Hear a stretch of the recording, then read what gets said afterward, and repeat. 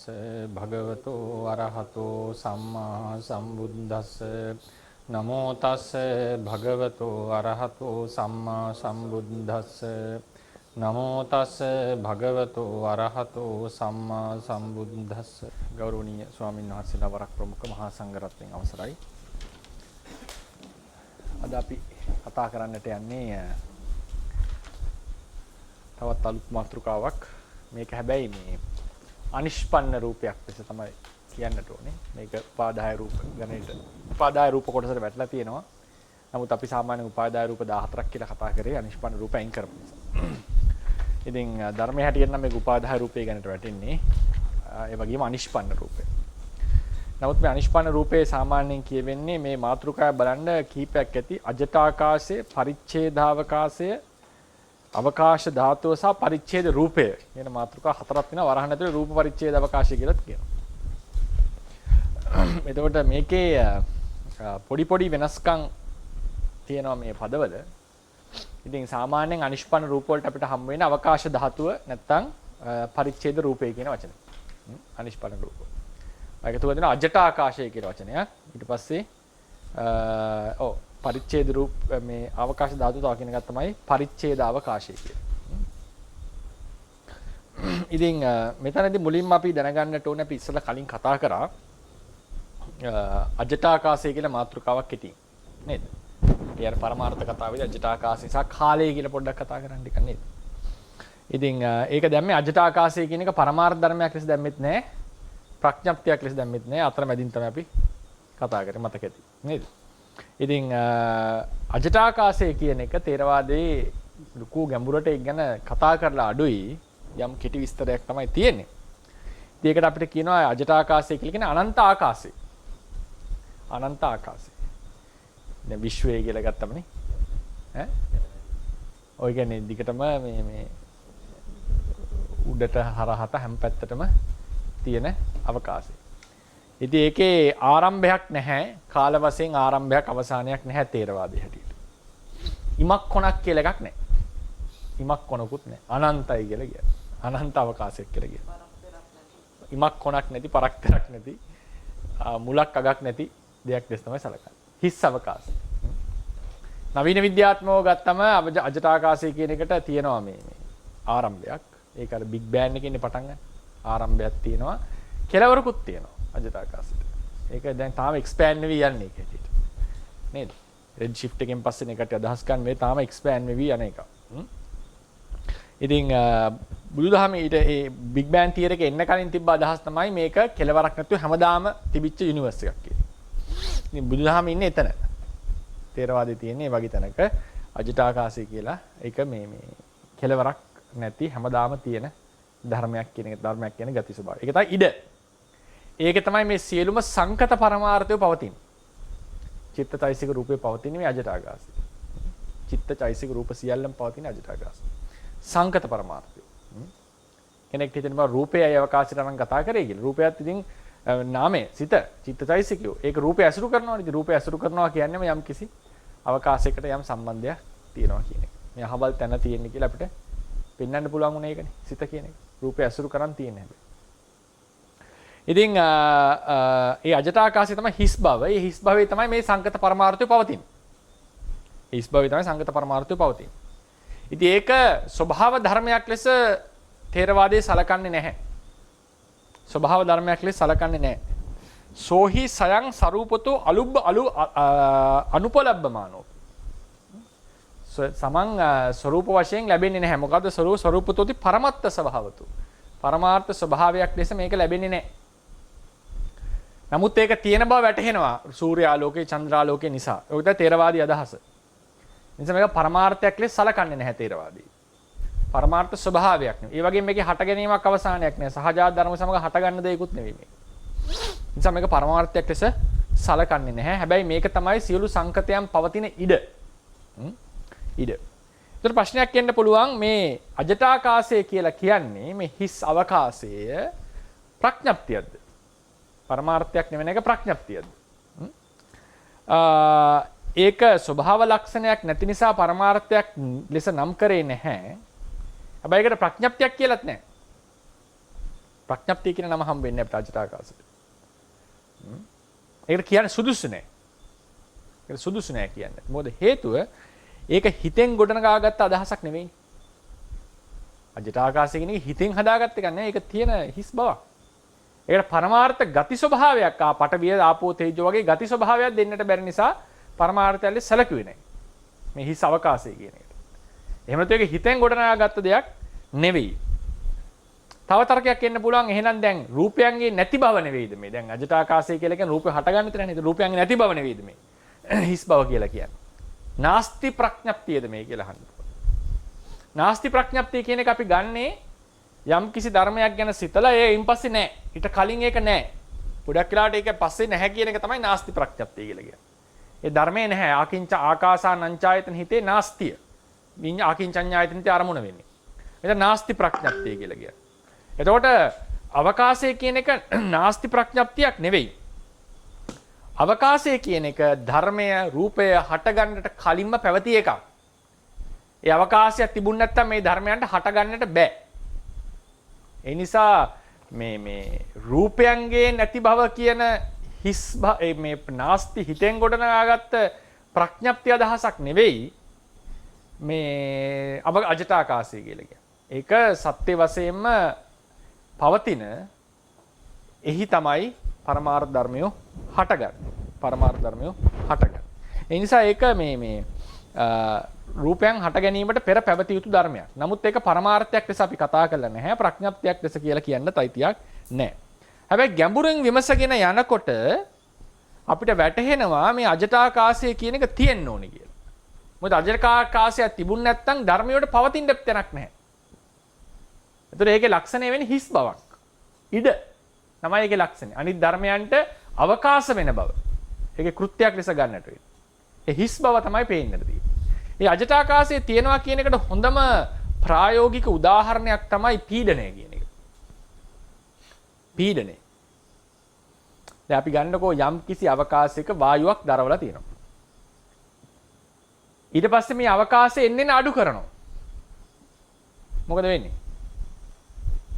එන්න බාහිරට ලැබෙන පීඩනය වැඩි වෙනවා. පීඩනය වැඩි වෙනවා කියන එකේ තේරුම තියෙන වායු අංශු ගාන වෙනස්ුනේ නැහැ. හැබැයි ඒ කට්ටිය හැසිරෙන අවකාශයෙන් එන්න අඩු වුණා. අවකාශයේ පරිමාණය අඩු වුණා කියන එක. වායු අංශු ගාන තියෙනවා පරිමාණය අඩු වෙලා තියෙනවා. හැසිරෙන්නේ කොහෙද? අජටාකාශයේ. එතකොට පැහැදිලි වෙනවා වැඩි අජටාකාශයක පීඩනය අඩුයි. අඩු අජටාකාශයක ඒ ප්‍රමාණයේ අංශු ටික තියෙනවා නම් පීඩනය වැඩි. අජටාකාශය කියන එක හුදු හිතෙන් හදාගත් එකක් නං. හුදු හිතෙන් හදාගත් එකක් නම් මේ ප්‍රශ්නේ ඉන්නට බෑ. ඒක තිබුණා හෝ නැතා ඒක වෙනසක් වෙන්නට බෑ. ඒ නිසා මේක තේරවාදීන්ට කාලය වගේ අවිද්‍යමාන දෙයක් නෙවෙයි. මේක අපිට දැනෙන දෙයක්. මේක පරිඥාවට ගෝචරයි. මම පෞද්ගලිකව කියන මේක පරිඥාවට ගෝචරයි. මේක දැනෙනවා. මේක තේරුම් ගන්න පුළුවන්. මේ අවකාශයේ තියෙන දෙය කියලා තේරුම් ගන්නට පුළුවන්. ඒකනේ ඔය සමහර තැන්වල අජටාකාශයේ අසංකෘතයක් කියලා ඔය රේරුකාණ සංස්කෘතික වචන තියෙනවනේ. දැකලා ඇති. එක තැනක කියලා තියෙනවා. ඒ වචනයක් ලෙස. නේ? ආරම්භයක් අවකාශයක් ආරම්භයක් අවසකාශයක් නැති හට ගැනීමක් නැති දෙයක් තමයි අජටාකාශය කියලා. මතක තියාගන්න සර්වස්තිවාදීන් එතකොට ඒකට එන්න කලින් දැන් එතකොට මේක මේ අජටාකාශය කියන එකේ ඇති බවක් දැනෙනවා අපිට. විද්‍යමාන බවක්. ඒක නැත්තම් මේ රූපය ධර්මය හට ගන්න තැනක් නෑ, හට ගන්න විදිහක් නෑ. ඒක තිබුණ නැත්තම් ඒ වගේම ඒකේ අඩු ප්‍රමාණය වැඩි ප්‍රමාණය කියන එක ලොකු බලපෑමක් ඒක පැහැදිලිව අපේ නුවණට තේරෙන දෙයක්. ඒතර ප්‍රශ්නයක් එන්න පුළුවන් එහෙනම් අජටාකාශය අසංකතයක්ද? අජටාකාශය අසංකතයක්ද? තේරවාදයේ හැටියට අසංකත ධර්ම ගොඩවල් බලන්නකො. අසංකතය කියන්නේ හට ගැනීමක් නැද්ද? ඒ වගේම අසංකතයේ තියෙනවා නේද? අනුප්පන්න නිරෝධය කියලා ලක්ෂණය. අසංකත ලක්ෂණයක තියෙන එකක් තමයි අනුප්පන්න නිරෝධය. හට ගන්න තිබිච්ච ධර්මයන්ගේ නිරෝධය තමයි අසංකතය අපේ තේරවාදයේ හැටියට. හුදු හට ගැනීමක් නැති බව වගේම හට ගන්නට තිබෙන දුක්ඛයන්ගෙන් මිදීම. හේතු නැති කල්හි යම් දුකක් හට ගන්න තිබුණා නම් ඒ හේතුව දුරු කරේ නැත්තම් යටපත් කරේ නැත්තම් තදංග විස්කම්මන වශයෙන් හරි ඉවත් කරේ නැත්තම් මේ මොකක් හරි විදියකට හේතුව එක්ක ගනුදෙනු කරේ නැත්තම් දුකක් උපදින්නට තිබුණා. ඒ උපදින්නට තිබිච්ච දුකෙන් මිදීම තමයි අසංකතය කියලා කියන්නේ. ඒකට නිරෝධය කියලා කියනවා. දුක්ඛ නිරෝධය කියලා. නිර්වාණය කියලා කියනවා. අසංකත ගොඩේ අපිට තිබුණේ නිර්වාණ විතරයිනේ ඔක්කොම තිබුණේ. නිර්වාණ කියලා කියන්නේ මිදීමක්. දුකෙන් ප්‍රශ්නකින් මිදීමක්. ඒ නිසා ථේරවාදයේ කතා කරන අසංකත ටිකේ තියෙනවා නිරෝධ භාවය, දුකෙන් මිදීමක්, විමුක්තියක් කියන ලක්ෂණය. ඒ නිසා අජටාකාශයේ ඒ ප්‍රශ්නේ නැහැ. අජටාකාශය කියලා කියන්නේ පැමිණෙන්නට තියෙන දුක නැතිවම නෙමෙයි දැනටමත් තියෙන හිස් බව. ඒ නිසා ඒක ථේරවාදයේ අසංකත කියන ගොඩට දාලා නැහැ. අසංකත කියන ගොඩට දාලා නැහැ ථේරවාදයේ ඇතුලේ. මොකද හේතුව අර කියපු දුකෙන් මිදීමේ ලක්ෂණේ නැති නිසා. ඒ වගේම මේ අපි දැන් අසංකත ධාතුව දැන් ගත්තනේ අපි පහකට කැඩුවනේ අසංකතේ නේද? ඒකේ කිව්වා නිස්සරණ නිර්වාණය, සමුච්ඡේද නිර්වාණය. ඒ දෙකම එකයි කියලා කිව්ව එක තමයි. ඒක තමයි මහා නිර්වාණ ධාතුව. අපි ප්‍රාර්ථනා කරන නිර්වාණය තමයි මේ අසංකත ධාතුව මේ අපි මේ නිස්සරණ නිර්වාණය කියලා කියන්නේ. සමුච්ඡේද නිර්වාණය කියලා කියන්නේ. මේකත් දැන් කොහොමද දුකෙන් නිරෝධය නැති නිසා ඒක පැහැදිලි නිවන නෙවෙයි කියලා අසංකත අජටාකාශේ. ඒ වගේම තව එකක් තමයි මේකේ නිවනේ වගේ ආනුභාවයක් නෑ. නිර්වාණ ධාතුවේ තියෙන මහා ආනුභාව සම්පන්න බව. මොකද්ද? නිර්වාණ ධාතුව ප්‍රත්‍යක්ෂව දකින්නකොටම කෙලස් ටික දුර වෙනවා. නිවන් දැකලා කෙලස් සහිතව ඉන්න බෑ. හිතන්නකො මුලින්ම නිවන් දැකලා ගෝත්‍ර භූඥාන ඊට මාර්ග ඥානයෙන් දකින්නවා නිවන් දැකලා කෙලස් සහිතව ඉන්න බෑ. ඒ තරම් ආනුභාව සම්පන්නයි. අනිවාර්යයෙන්ම නිවනට කැමති වෙනවා සසර කෙරෙහි කලකිරෙනවා. ඒ තරම් ආකර්ෂණීයයි. දැන් නන්ද කුමාරයාට මොකද උනේ? ජනපද කල්යාණිට ඇරිලා හිටියා. හැබැයි දිව්‍යාංගනාව දැක්ක ගමන් කිව්වා මට ඒ තිබිච්ච ඇලීම දුරු වුණා කියලා. ඒ තරම් ආකර්ෂණීයයි දිව්‍ය රූපය. මනුස්ස ශරීරයකට ආස හිතෙන්නේ නැහැ ඊට පස්සේ. මනුස්ස ශරීරයට ආස හිතෙන්නේ නැහැ. අර බෝසතාණන් වහන්සේ දෙකපාරක් වෙන්නේ නේද? මනුස්ස ලෝකෙ ඉපදිලා දිව්‍ය ලෝකෙන් මේ hina ගස්සන්න බෑනේ කාටවත්.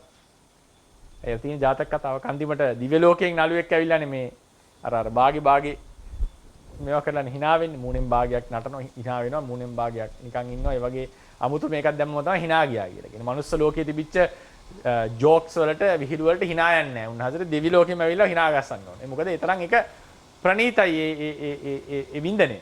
ඒ වගේ දිව්‍ය රූපේ දැක්කම ජන්ද කුමාරයාට ජනපද කල්යාණි කරේ ආසාව නැති වුණා. ඒ වගේ දැන් මේක සමහරුන් නෑ දැන් සමිද්දි ස්වාමීන් වහන්සේට දිව්‍යාංගනාවක් ඇවිල්ලා ආරාධනා කරනවා.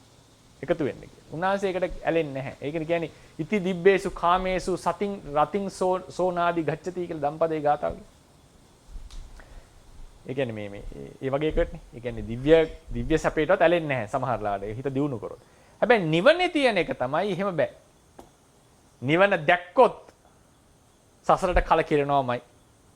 ඒ වගේ අරමුණක් ඒක. ඒකේ තියෙන ආනුභාවය ඒකයි. ඒකේ තියෙන වටිනාකම ඒකයි. අජටාකාශයේ මේ වගේ ආනුභාවයක් නෑ. ඒ නිසා අජටාකාශය කියන්නේ හිස් දෙයක් නෙවෙයි. නිවන කියන්නේ හිස් දෙයක් නෙවෙයි. නිවන කියන්නේ යම්කිසි ධර්මයක්. ඒකේ ආනුභාවයෙන් තමයි විද්‍යමානත්වය එක විදිහකට විස්තර කරගන්න තියෙන්නේ. ඒකේ ආනුභාව සම්පන්න භාවය.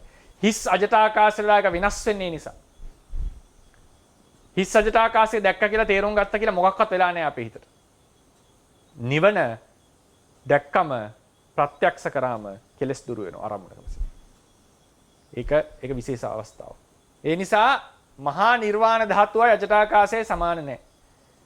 ථේරවාදයේ කතන් කරන අසංකත ධාතුවට අසංකතයේ අජටාකාශයට යොදන්නේ නැහැ. මොකද අසංකතය කියන එකේ හට ගැනීමක් නැති බව තමයි අසංකතේ වගේම අපි කියනවා පැමිණෙන්න තිබිච්ච දුකේ නිරෝධය කියලා.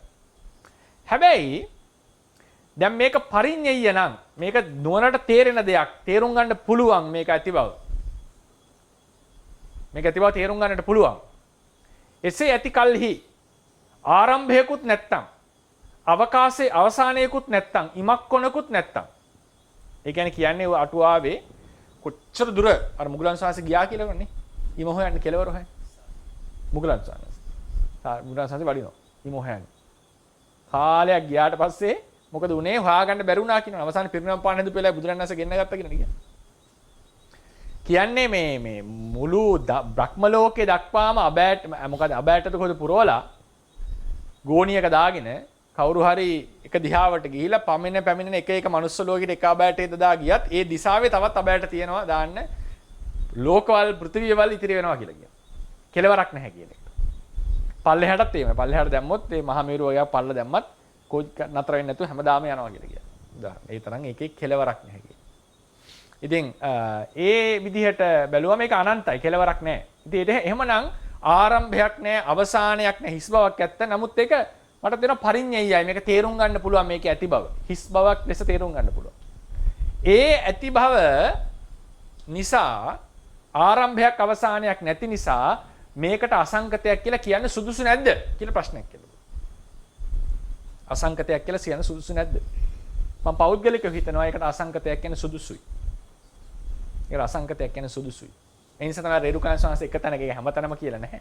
ඒක දැකලාදී නේ එක තැනක මට ඒක රෙෆරන්ස් එක හොයාගන්න බෑ. එක තැනක කියනවා නිර්වාණ විනිශ්චය. නිර්වාණ අවකාශය යනුනේ ආරම්භයක් අවසානයක් නැති අසංකෘතයද? එහෙම කියන්නේ අවසානයක් නැති ධර්මයක්. නිර්වාණ විනිශ්චය පොතේ කියනවා. මතක තියාගන්න සර්වස්තිවාදීන්ගේ නිකායේ අජටාකාශය යනු අසංකත ධාතුවක්. පැහැදිලිවම කියලා දෙන්න. අසංකත ධාතු 6ක් ගැන කතා කරනවා. පරිනිර්වාණය, අනුපාදිශේෂ ඔය වගේ අපි කතා කරාම අනුපාදිශේෂ, සෝපාදිශේෂ වගේ ඒ පරිනිර්වාණය දෙකක් ගැන කතා කරනවා. ඊට පස්සේ එකක් තමයි අජටාකාශය කියන එක අසංකත ධාතුවක් කොහොමද? තේරවාදීන් එකට අසංකතයක් කියලා නැහැ. මට හිතන හැටියට මොකද අසංකතය අපේ එන්නේ දුක්ඛ නිරෝධයත් අරමුණු කරගෙන සම්බන්ධ කරගෙන. එනිසාකට අසංකත කියන වචනේ දීලා නැහැ. ඒ වගේම ඒක විද්‍යමාන දෙයක් ලෙස කතා කරලා නැහැ. ස්වභාව ධර්මයක් නොවන නිසා. ඒක සියලු ධර්මයන්ගේ පැවැත්මට උපකාර වෙච්ච හිස් බව නිසා. නමුත් මේක හිස් බවක් කියලා අමුතුවෙන් අතහරින්නට සුදුසු බවට වඩා මේකේ ඒ කියන්නේ ඒක පවතින දෙයක් පරිමාණයක් දක්වන්නට පුළුවන් කියලා ලක්ෂණයෙන් අපිට යම් ප්‍රමාණයකට පේනවා. අපි කාලය වගේ නෙවෙයි ඒක. ඊට වඩා වෙනස්. ඒක මතක තියාගන්න ඔය බටහිර දර්ශනයේ දැන් අයින්ස්ටයින් ඉදිරිපත් කරාට පස්සේ කාලය පිළිගන්නවනේ බොහෝ දෙනා. සමහර අය ඉන්නවා දාර්ශනිකයෝ කාලය කියලා දෙයක් නැහැ කියනවා. අවකාශයක් තියෙනවා. සමහර දාර්ශනිකයෝ ඉඳලා තිනවා අතීතයේ අවකාශය කියලා දෙකුත් නැහැ. අවකාශයත් හිතෙන් ගොඩනගාගත් එකක් කියපුවා ඉඳලා තියෙනවා. වස්තු දෙකක් අරමුණු කරන් තමයි අවකාශයක් ගැන අපි කතා කරන්නේ. නමුත් අපිට පැහැදිලිවම පේනවා අවකාශය කියන එකේ ඇති බව ප්‍රකටයි. මොකද ඒ නිසා තමයි ඒකේ ධර්මය හටගන්නේ. ප්‍රමාණය දිග දුර මනින්නට ඒක දක්වන්නට පුළුවන්. පරිමාණ බව දක්වන්නට පුළුවන්. හොඳම තේරුම යම් කිසි වායු අංශු ටිකක් එක පරිමාණයක තියලා පරිමාණය අඩු කර ගමන් ඒකේ මේක වැඩි වෙන්නේ පරිමාණය ඒ හැසිරෙන ඉඩ කියන එක ලොකු බලපෑමක් කරලා තියෙනවා. එහෙම එකක් නැතිනම් ඉඩක් කියලා එක හිතෙන් හදාගත් එකක් නම් හුදු. ඔය ප්‍රශ්නේ ඉන්නට බෑ. ඒ නිසා අවකාශය කියන එක පතේරවාදයේ හැටියට පරමාර්ථයක් ලෙස කතා කරලා නැහැ. හැබැයි ප්‍රඥප්තියක් කියලාත් ඒකට නැහැ. ප්‍රඥප්තියක් කියලාත් ඒකට නැහැ. සර්වස්තිවාදීන් ඒක අසංකතයක් කියලා පැහැදිලිවම කියලා තියෙනවා. ඉතින් අසංකතයක් ලෙස තේරවාදයේ ගන්නට බැරි වෙන්නේ මම පෞද්ගලික හිතන හේතුව තමයි දුක්ඛ නිරෝධයත් එක්ක අසංකතයේ සම්බන්ධ නිසා. නමුත් හුදු හට ගැනීමක් නැති අවසානයක් නැති ධර්මයක් ලෙස සලකනවා නම් ඒකට අසංකතයක් කියන්නට සුදුසු බව. ඒක මම කියලා තියෙන්නේ. ඒකේ දෙවෙනි පිටුවේ නම්බරේ වැටලා නැහැ නේද? දෙවෙනි පිටුවේ 1 2 3 තුන්වෙනි ඡේදයට යන්නේ. නමුත් ආරම්භයක් අවසානයක් නැති එනම් නම්බර නෙවෙයි ඡේද තුනට. නමුත් ආරම්භයක් අවසානයක් නැති එනම් හේතුන් නිසා හට නොගන්නා වූ ඉමක් කොනක් නැත්තා වූ සත්‍ය වශයෙන්ම විද්‍යමාන ලෙස වැටහෙන සියලු පරමාර්ථ ධර්මයන්ට හට ගැනීමට සහ පැවතීමට ඉඩ වූ අජටාකාශය අසංකෘත ධර්මයක් ලෙස සැලකීම වරදක් නොවන බවද හැඟේ. ඒ නිසා වෙන්න ඕනේ රේරුකාණ ස්වාමීන් වහන්සේලා ඒකේ විදිහට සමහර පොත්වල කියලා දෙන්නේ. සර්වස්තිවාදී වූ අජටාකාශය අසංකෘත ධර්මයක් ලෙස සැලකනවා. ඒ නිසා ඒක තමයි ඉස්සල්ලාම ගන්න. මේ හිස් අවකාශය අජටාකාශය කියලා එකට අපි කියනවා. ඊට පස්සේ මොකද වෙන්නේ? දැන් මේ බෝඩ් එක කියලා හිතන්නකෝ අජටාකාශය. මේ බෝඩ් එක නම් අජටාකාශය. මේ අජටාකාශයේ රූප කලාපය හටගන්න. ඒ හටගන්නකොට කලින් තිබ්බ අජටාකාශයේම රූප කලාපයක් හටගත්තම ඒ රූප කලාප දෙක අතර යම් හිඩසක් තියෙනවා. හිඩසක් පැනවෙනවා. මේ තමයි අජටාකාශය. මේ අජටාකාශයේ හිඩසක් පැනවෙනවා. ඒක අජටාකාශය නෙමෙයි රූප කලාප දෙක අතර හිඩසක් පේන්න පටන් ගන්නවා. දැන් බලන්න මේ හිඩස අලුතෙන් හටගත් එකක්ද තිබ්බ ඉඩමද? තිබ්බ ඉඩමනේ. තිබිච්ච අවකාශයේ තමයි මේවා හටගන්නේ. ඒ තිබ්බ ඉඩම මොකද තිබ්බ ඉඩම කියන්නේ ඉඩම නෙවෙයි ඉඩ කියන එක. තිබ්බ ඉඩ තමයි මේ රූප කලාප දෙකක් අතර පැනවෙන්නේ. හරිනේ? ඉතින් ඒ නිසා ඒක මේ අලුතෙන් හටගත්ත දෙයක් නෙවෙයි. තිබිච්ච අජටාකාශයමයි කියලා අපිට තේරෙනවා. මේ දෙකේ වෙනසක් නැහැ. කියන්නේ පරමාර්ථ ස්වභාව වශයෙන් ගත්තම මේ දෙකේ වෙනසක් නැහැ. වෙනසක් තියෙනවා කියලා කියන්නට බෑ. මොකද හේතුව ඒ යම් ඉඩක් තිබුණා නම් ඒ ඉඩේ තමයි මේ රූප කලාප දෙක හටගෙන තියෙන්නේ. ඉතින් උනේ මොකද්ද? ඒ සම්පූර්ණයෙන් ඒක වැහුන්නේ නැහැ ඉඩ රූප කලාප වලින්. පරතරයක් ඇතිව හටගෙන තියෙන්නේ. ඒ නිසා ඒක පරමාර්ථ වශයෙන් ධර්ම වශයෙන් ගත්තම ඒ අජටාකාශයම තමයි මේ හිඩස. මේ හිඩසට අපි අභිධර්මයේ කියන වචනේ තමයි මම කළු පාටෙන් කියන්න එක. මේ අභිධර්මයේ කියන වචනේ තමයි පරිච්ඡේද රූප පරිච්ඡේදාවකාශය. අවකාශය කියලා මම මේ කිව්වේ ඒ කියන්නේ ආකාශ ඒ දෙකම එකයි ඈ. ආකාශ කියන්නත් පුළුවන් අවකාශ කියන්න පුළුවන්. හරිනේ? අවකාශ. පරිච්ඡේදාවකාශය. රූප පරිච්ඡේදාවකාශය. මොකද්ද රූප දෙකක් එකිනෙකට වෙන් කර තේරුම් ගැනීමට උපකාර වෙච්ච ඉඩ. හැබැයි නුවණින් බැලුවම පේනවා මේක ඒ අජටාකාශයමයි. වෙන දෙයක් නෙවෙයි. හරිනේ? ඒක වෙන දෙයක් නෙවෙයි ඒ හිඩස. ඉතින් නමුත් අපි මේ අජටාකාශය ගැන අනිෂ්පන් රූප වල කතා කරලා නැහැ. අනිෂ්පන් රූප වල අපි කතා කරන්නේ මේ රූප පරිච්ඡේද අවකාශය ගැන. රූප පරිච්ඡේද අවකාශය ගැන.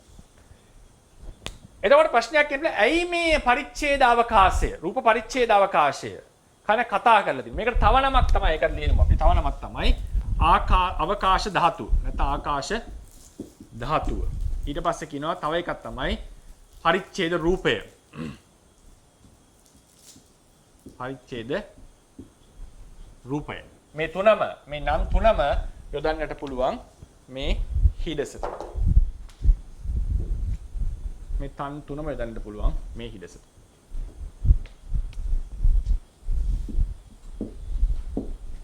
එතකොට දැන් මේ ඇයි මේ අජටාකාශය කියලා මේකට කිව්වේ නැත්තේ කියලා ප්‍රශ්නයක් හිතට පුළුවන්. ඒකට හේතුවක් තියෙනවා මට තේරෙන විදිහට. මොකද්ද හේතුව? මේ පරිච්ඡේද අවකාශයේ දැක්වීම තුලින් අපි අභිධර්මයේ තුලින් ප්‍රකාශ කරනවා මේ රූපය කියන එක සතත නැහැ. එක දෙයක් නෙවෙයි. අපිට හිතෙන්න පුළුවන් මේක එක දෙයක්, එක ඝන බෝල් දෙයක් කියලා. එහෙම නෑ. මේකේ තියෙන කලාප එකිනෙකට වෙන් වෙලා තියෙන්නේ. ඒ නිසා මේක එක පුද්ගලයෙක්, සත්වයක්, එක දෙයක්, ශරීරයක් සලකන්නට සුදුසු නෑ. ඒක පැහැදිලි වෙන තැනක් තමයි හැම කලාපයක් අතරම අවකාශ ධාතුවක් තියෙනවා කියන්නේ. ඒක අජටාකාශයම තමයි. නමුත් මේ විදිහට හිඩස පෙන්වුවාට පස්සේ පැහැදිලි වෙනවා මේක එක්කෙනෙක් මම කියලා ගත යුතු දෙයක් නොවන බව තේරුම් ගන්න ලීසි. ඒ නිසා තමයි මේ පරිච්ඡේද අවකාශය කියන එක වැදගත් වෙලා තියෙන්නේ. එහෙම නැතුව ඒක අර කියපු අජටාකාශයමයි වෙන කිසිවක් නොවේ. දැන් මෙතන රූප හට ගන්න නැති වුණාම මේ අජටාකාශයම තමයි පැනවෙන්නේ. ඉතින් ඒ නිසා ඒකත් අපි විශේෂයෙන් දැනගන්නට ඕනේ රූප පරිච්ඡේද අවකාශයේ ආකාශ ධාතුව පරිච්ඡේද රූපය කියලා කියන්නේ මේ හිඩසට. ඒකම තමයි මේ අජටාකාශය.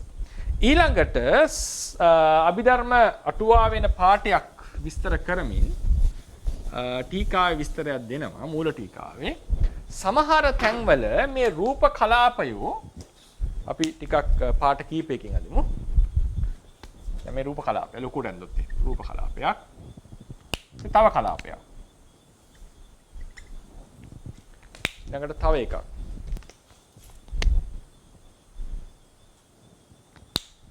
ඊට පස්සේ ওই විදිහට රූප කලාපයෝ එකිනෙක බැඳිලා හට ගන්න තැන් තියෙනවා කියලා. විශේෂයෙන්ම ඝන ලෝහ වල එහෙම කියලා කියන්නේ. රූප කලාපය එකිනෙකට බැඳිලා. ඒ වගේ තැන්වල රූප අතර ආකාශ ධාතුවක් නැහැ. එකට බැඳිලා හටගෙන තියෙනවා. ඒ වගේ අවස්ථාවලදී මූල ටීකාචාරින් වහන්සේ කියනවා පරිච්ඡේද මොකද දැන් මේ ටික එකට තිබුණට මේ ටික එකක් වෙලා නැහැ. ඒක මතක තියාගන්න. මේ කලාප ටික එකතු වුණා කියලා එක කලාපයක් වෙලා නැහැ. මේ කලාප ටිකක්මයි මෙතන තියෙන්නේ. වෙනස් ටිකක්. එහෙමනම් මොකද්ද මේකෙන් ගම්ම්‍ය වෙන්නේ? ඒ කලාපයක තියෙනවා Tamanට වෙච්ච අනන්‍යතාවයක්. තමන්ගේ අනන්‍යතාවයක් කියලා එකක් තියෙනවා. එකට තිබුණත් අවකාශ ධාතුවකින් වෙන් නොවුණත් ඇයි මේ කලාප දෙක එකක් නොවුනේ? තමන්ට වෙන් වෙච්ච ඉඩක් ඉමක් කියලා දෙයක් තියෙනවා.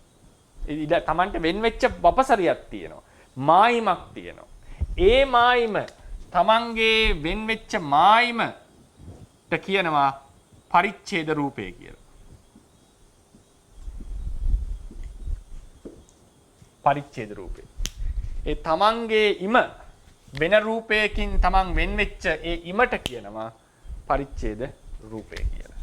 එතකොට ඒ නිසා පරිච්ඡේද රූපය කියන වචනය එනකොට පරිච්ඡේද රූපය කියන වචනය එනකොට අපි ක්‍රම දෙකකට ඒක තේරුම් ගන්නට ඕන. රූප කලාප දෙකක් අතර තියෙන හිඩසටත් පරිච්ඡේද රූපය කියලා තියෙනවා. ඒකට අවකාශ ධාතුව රූප පරිච්ඡේද අවකාශය කියලා තියෙනවා. හැබැයි සමහර රූප කලාපයෝ එකිනෙකට බැඳිලා තියෙන නිසා එකිනෙකට ගැටිලා තියෙනකොට ඒ එක රූප කලාපයක් තව රූප කලාපයකින් වෙන් වෙන්නට හේතු වෙච්ච ඒ Tamanට ආවේනික වෙච්ච ඉමට කියලා දෙනවා පරිච්ඡේද රූපය කියලා. ඒකට අවකාශ ධාතුව කියන්නේ නැහැ. ඒකට රූප පරිච්ඡේද අවකාශය කියන්නේ නැහැ. ඒකට කියන්නේ පරිච්ඡේද රූපය කියලා. ඒ නිසා මේක ක්‍රම දෙකකට තේරුම් ගන්න. ඒ කියන්නේ අපි සාමාන්‍යයෙන් ආකාශ ධාතුව කියන එක තමයි අර්ථකථනය කරලා තියෙන්නේ. ගොඩක් වෙලාවට කතා කරන්නේ හිඩස කියලා. නමුත් මෙහෙම රූපයකුත් මෙහෙම මේ විදිහටත් මේ රූප කලාපයේ දිහා බලන්නට ඕනේ. මේකිනුත් පැහැදිලි වෙන්නේ මොකද්ද? එකට තිබුණත් මේ දෙක දෙකක් කියන එකයි. ඒකිනුත් ගම් වෙනවා මේක එකක් නෙවෙයි. එක දෙයක්, එක කෙනෙක්, එක පුද්ගලයෙක්, එක ශරීරයක් නෙවෙයි. ඒ සියුම් අංශු එකිනෙකට වෙනස්. එහෙනම් මේ ගොඩක එකතුවක්. එකට තිබුණත් වෙන වෙලා තිනකොට ඒක ප්‍රකටයි ගොඩක්.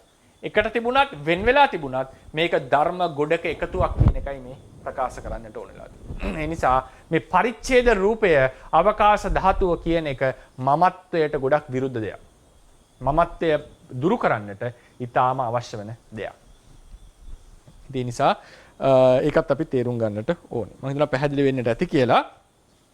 ඊළඟට මේ පරිච්ඡේද අවකාශය අවකාශ ධාතුව නිසා තමයි අපිට රූප කලාපයක ඉමවල් හොඳට පේන්නේ.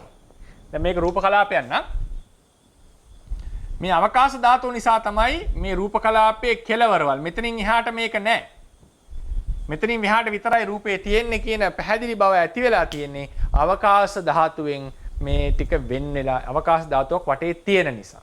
ඒ නිසා තමයි මේ දෙවෙනි පිටුවේ පළවෙනි ෆුට්නෝට් එක නම්බර 3 ෆුට්නෝට් එකට යන දෙවෙනි පිටුවේ ධම්මසංගණී අටුවාව කියලා තියෙනවා. පරිච්ඡින්න රූප පදට්ඨාන යාය පරිච්ඡින්නේසු රූපේසු ඉදමිතෝ උද්දං අදෝ තිරියන්තිච හෝති. එතකොට මෙතනින් මෙහා උඩ යට කියලා රූපේ වෙන් කරන්නට පුළුවන්. මෙතනින් එහා රූපේ උඩ, මෙතනින් යට, මෙතනින් පැත්තේ. ඒ කියන්නේ රූපේ ඉමට එක පේනවා කියන එකයි. ඉදමිතෝ මෙතනින් එහාට තමයි උඩ. එතකොට අපිට කියන්න පුළුවන් මේ ඩස්ටර් එකේ මෙතනින් එහාට උඩ, මෙතනින් එහාට යට මේ දෙපැත්ත කියලා. ඒක ඩස්ටරේ සීමා මායිම් පිරිසිඳනවා. ඒක තේරුම් ගන්නට පුළුවන් උනේ මොකක් නිසාද? මේ අවකාශ ධාතුවෙන් වෙන් වෙච්ච නිසා. නමුත් ඒක අවකාශ ධාතුවෙන් කරපු දෙයක් නෙවෙයි. ඒක ඒ විදිහට අපිට තේරුම් ගන්නට පහසුවක් මේකෙන් ලබා දීලා තියෙනවා. ඒ නිසා අවකාශ ධාතුවෙන් මේ ධර්ම ගොඩක් කියන කතාව අපි තේරුම් ගන්නවා. පරිච්ඡේද රූපේනුත් ওই කතාව තේරුම් ගන්නවා. ඒ නිසා හිඩස කියන එකට කියන්න පුළුවන් මම නැවත කියනවා අවකාශ ධාතුව කියන්න පුළුවන් පරිච්ඡේද රූපය කියන්න පුළුවන් රූප පරිච්ඡේද අවකාශය කියන්න පුළුවන්. හරිනේ? ඔය තුනම කියන්න පුළුවන්. හැබැයි එකට පවතින හෝ වෙන වෙනම පවතින හෝ රූපවල තමන්ගේ ඉම ගැන කතා කරනකොට කතා කරන්න වෙන්නේ පරිච්ඡේද රූපය කියලා. ඒ ඉම ඒක මේ ඒ කියන්නේ මෙතන කතා කරන්නේ රූප කලාපයෙන් එහා පැත්තේ. මේකෙන් එහා. මෙතන කතා කරලා මේ ක්‍රමයට කතා කරලා තියෙන්නේ මෙහා පැත්තේ ඉඳලා. මෙතනින් තමයි රූපේ ඉම. මෙතනින් එහාට රූපේ නැහැ. මෙතනට නිකන් ඉම කියනකොට මේ ඉම ගැන කතා කරනකොට පරිච්ඡේද රූපය. හරිනේ? මෙතනින් එහා ගැන කතා කරනකොට ඒක පරිච්ඡේද රූපයක් කියන්න පුළුවන්. අවකාශ ධාතුවක් කියන්න පුළුවන්. රූප පරිච්ඡේද අවකාශයක් කියන්න පුළුවන්. හරිනේ? එකම ඉම දිහා මෙතනින් එහා අනුන්ගේ වත්ත මෙතනින් එහා අපේ වත්ත කියලා කියනවා. නේද? ඒතකොට මේ අප්‍රෝචස් දෙකක්. ඒ ඇතුළ පැත්ත ගැන කතා කරන්න තමයි පරිච්ඡේද රූපය වැදගත්. මේ තමයි ඉම අපේ. මෙතනින් එහාට නැහැ. මේ තමයි ඉම. මෙතනින් එහාට වෙන එකක් මේ අයිති නැහැ කියන එක කියන්න වෙන්නේ ආකාශ ධාතුව පරිච්ඡේද රූපය පරිච්ඡේද අවකාශය කියන්නේ. මට ඕන මේ දෙක මේක මෙතනින් ඉවත් කරලා මෙතනට ගේන්න තිබුණා. නමුත් ඒක පරිච්ඡේද රූපේ කතා කරලා තියෙන නිසා අපි ඒක කියන්නට වෙනවා. ඒ නිසා පරිච්ඡේද රූපේ කියන වචනේ තමයි මම වැඩිපුර යොදන්න කැමති මේකට. මොකද ඒකෙන් දෙකම කවර් වෙලා. නේද? පරිච්ඡේද රූපේ කියනකොට හිස් ඉරටත් කියන්න පුළුවන්. ඒ තමන්ගේ ඉමටත් කියන්නට පුළුවන්. ඒ නිසා ගොඩක් වෙලාවට මම පරිච්ඡේද රූපේ කියන වචන නිතර යොදයි. ඒකෙන් මේ දෙකම කවර් කරන්නට පුළුවන්. අර හුරුවට ආකාශ ධාතුව කියලාත් කියවි. ඒතර මතක තියාගන්න ඕනේ මේක තමයි ආකාශ ධාතුව. මේකට අවකාශ ධාතුව කියන්නේ සුසු නෑ. ඉතින් ඒකෙදි යන්න අපි දීලා ඇති නම්බර 3 යටතේ අංක 3 පිටුව නෙවෙයි. පිටුව 2 අංක 3. ඒකේ අණු රෝම ඉලක්ක 1 කියලා දෙනවා නේද? මේ අණුව පරිච්ඡේද රූපයේ අර්ථ දෙකක අර්ථ හල් කිරීම කපන්නේ. දෙකක ඇත. යෙදී ඇත කියලා. අර්ථ දෙකක යෙදී ඇත. එනම් රූප කලාප අතර ඇති පරතරය සහ ඒ කලාපයේ තම තමන් අයත් ඉම පරතරය. දෙකටම පරිච්ඡේද රූපය කියලා යෙදিলা තියෙනවා. නමුත් අවකාශ ධාතුව සහ පරිච්ඡේද අවකාශය යන වචන යෙදෙන්නේ යන්නෙන් සමවිතම විස්තර වනුයේ රූප කලාප දෙකක් අතර ඇති හිඩසයි. ඒකත් අපි තේරුම් ගන්නට ඕන. හරිනේ මම හිතනවා පැහැදිලි වෙන්නට මේ අවකාශ ධාතුව පරිච්ඡේද රූපේ රූප පරිච්ඡේද ආකාශය ඔක්කොම අජට ආකාශයේම දෙයක් කියලා තේරුම් ගන්න. තේරවාද ශාස්ත්‍රය ඉඳන් ඔන්න දැන් ඕක තමයි කතා කරන්නේ. ඕක තමයි පරිච්ඡේද රූපය ගැන කියන්නේ. තේරවාද ශාස්ත්‍රයට අනුව අවකාශ යන වචනේ අර්ථ කීපයක් තියෙනවා. ඒකත් අපි තේරුම් ගන්න. අවකාශ කියන එකේ අර්ථ කීපයක් තියෙනවා. අජට ආකාශය සංස්කෘත කියලා කියන්නේ සංකත කියන එකයි. සංස්කෘත පරමාර්ථයෝ හටගෙන පවතින ආරම්භයක් හෝ අවසානයක් නැති එලෙසටම ඉමක් කොනක් නැති හිස් අවකාශයට කියන අජට ආකාශය. ඒක අනන්ත ආකාශය. කෙලවරක් නැති දේ. පරිච්ඡේද අවකාශය කියලා කියන්නේ රූප කලාප අතර ඇති පරතරය. මේ අවකාශ ධාතුව නමින්ද හඳුන්වයි. පරිච්ඡේද අවකාශය. සැබවින්ම පරිච්ඡේද අවකාශය අජට ආකාශයෙන් අන්‍ය වූ දෙයක් නොවේ. රූප කලාප අතර පවතින අජට ආකාශයම පරිච්ඡේද අවකාශය නමින් හඳුන්වනු ලබයි. පැහැදිලිනේ? රූප කලාප අතර තියෙන අජට ආකාශයටම තමයි පරිච්ඡේද අවකාශය කියලා තියෙන්නේ. එතන පරිච්ඡින්න අවකාශය කියලා එකක්. පරිච්ඡින්න අවකාශය කියලා කියන්නේ සිදුරු වල පෙනෙනවන හිඩක්. දැන් දොරක් ගත්තොත් නේද? දොර කියන්නේ මෙහෙම මේ තමයි දැන් උඩු හවුව ගත්තොත්. එමෙතන දොර. මෙන්න දොර පියන. සාමාන්‍යයෙන් අද අපි ව්‍යවහාර කරන්නේ මොකද්ද? දොර කියලා කියන්නේ පියනටනේ අපි සාමාන්‍යයෙන්. නේද? ద్వාර කියලා කියන්නේ සිදුරට ඇත්තටම. යන එන තැන තමයි ద్వාරය. මේ තමයි ద్వාරය. මේ තමයි දොර පියන. මේ කියන්නේ ద్వාර බාහුව මොකද කියන්නේ? ඉතින් මොකද කියන්නේ? මේකට කියන්නේ මේ දොර පියන කියලා සිංහලෙන් අපි. ඈ? දොර පියන. ඔව් දොර පියන. මේක තමයි දොර ඇත්තටම. මේකට තමයි ద్వාර කියලා කියන්නේ. ద్వාරය කියන්නේ යන්න එන්න තියෙන ඉඩ. ద్వාරේ වහන්නේ. ద్వාරම් පිදහිත්වා. දොර වහලා කියලා කියන්නේ. මේක වැහුවා කියන එක නෙමෙයි. මේකනේ වහන්න තියෙන්නේ. මේකේ වහන්න දෙයක් නැහැ. සිදුරුනේ වහන්න. ద్వාරම් පිදහිත්වා. දොර වහනවා කියලා කියන්නේ ඒක අපි සාමාන්‍යයෙන් අපි දොර කියන්නේ මේකට දැන්.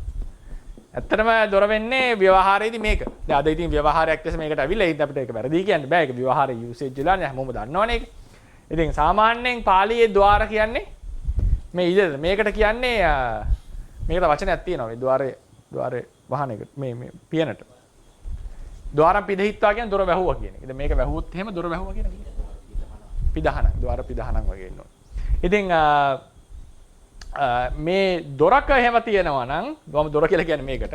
ඒ දොරක තියෙනවනේ හිඩස. දොරක හිඩසක් කොහොම මේකේ හිදුරක් කියලා හිතන්න පුළුවන් ඊට පස්සේ. දොරේ හිඩස කියලා කියන්නේ මේකටම. ඒතර මේ තියෙන හිඩස. මේ හිඩස පිරිසිඳිලා තියෙන්නේ. පිරිසිඳිලා තියෙන්නේ ద్వාර බාහුව වලින්. උළුවහුවේ. නේද? එතකොට මේ බාහුවෙන් තමයි මේක පිරිසිඳලා තියෙන්නේ. මෙතනින් එහාට මේ සිදුර නැහැ. ජනෙල්ලයක් ගත්තා. ජනෙල් එක තියෙන සිදුර. බිත්තියක තියෙන සිදුර. ඒකේ ඒ අවකාශයේ පිරිසිඳලා තියෙනවා යම් රූපමය මේ සීමාවලින්. දැන් රූප කලාපේ උනේ මේ අනිත් පැත්තෙන් දැන් මේ රූප කලාපේ මෙතනින් එහාට මොකක්වත් නැහැ. මේ අපි කතා කරන්නේ රූප ටිකක් ඇතුලේ තියෙන හිඩස ගැන. ඇතුලේ තියෙන හිඩස. මෙතන සත්‍ය වශයෙන්ම මේ වායෝ ධාතුව අධික රූප ටිකක් තියෙනවා. වාතය එහෙම තියෙනවනේ මේක ඇතුලේ. නමුත් අපි සාමාන්‍යයෙන් ඒක නොසලකා හැරලා මේක හිස් ඉඩක් ලෙස අපි ගන්නවා. මේක හිස් ඉඩක් ලෙස අපි ගන්නවා. අපි දැන් හොඳටම දන්නවා හැමතැනම මේ වායු අංශු පවතිනවා. නිතර ඒවා පවතිනවා. ඉතින් එතන යම් අංශු ටිකක් පවතිනවා. නමුත් අපි ඒක නොසලකා ඒක හිස් ඉඩක් ලෙස සලකනවා. මේ තමයි මේකට කියනවා පරිච්ඡින්න අවකාශය කියලා.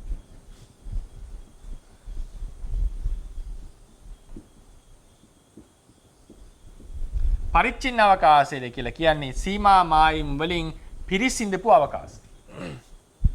පිරිසිඳපු අවකාශය. මේ වගේ අවකාශයක් තමයි මේකේ තියෙන රූප කලාප. මේ වගේ අවකාශයක් තමයි කසින භාවනාවල තියෙනව නේද? දස කසිනේ කියලා අහලා තින්නේ. ඒක තමයි නීල කසින, පීත කසින, ලෝහිත, ඕදාත, පඨවි, ආපෝ, තේජෝ, වායෝ, ආලෝක, ආකාශ. ආකාශ කසිනේ කියන රූප ධානයේ උපදවන්නේ මේ වගේ පරිච්ඡින්න අවකාශයක් ෆෝකස් කරලා.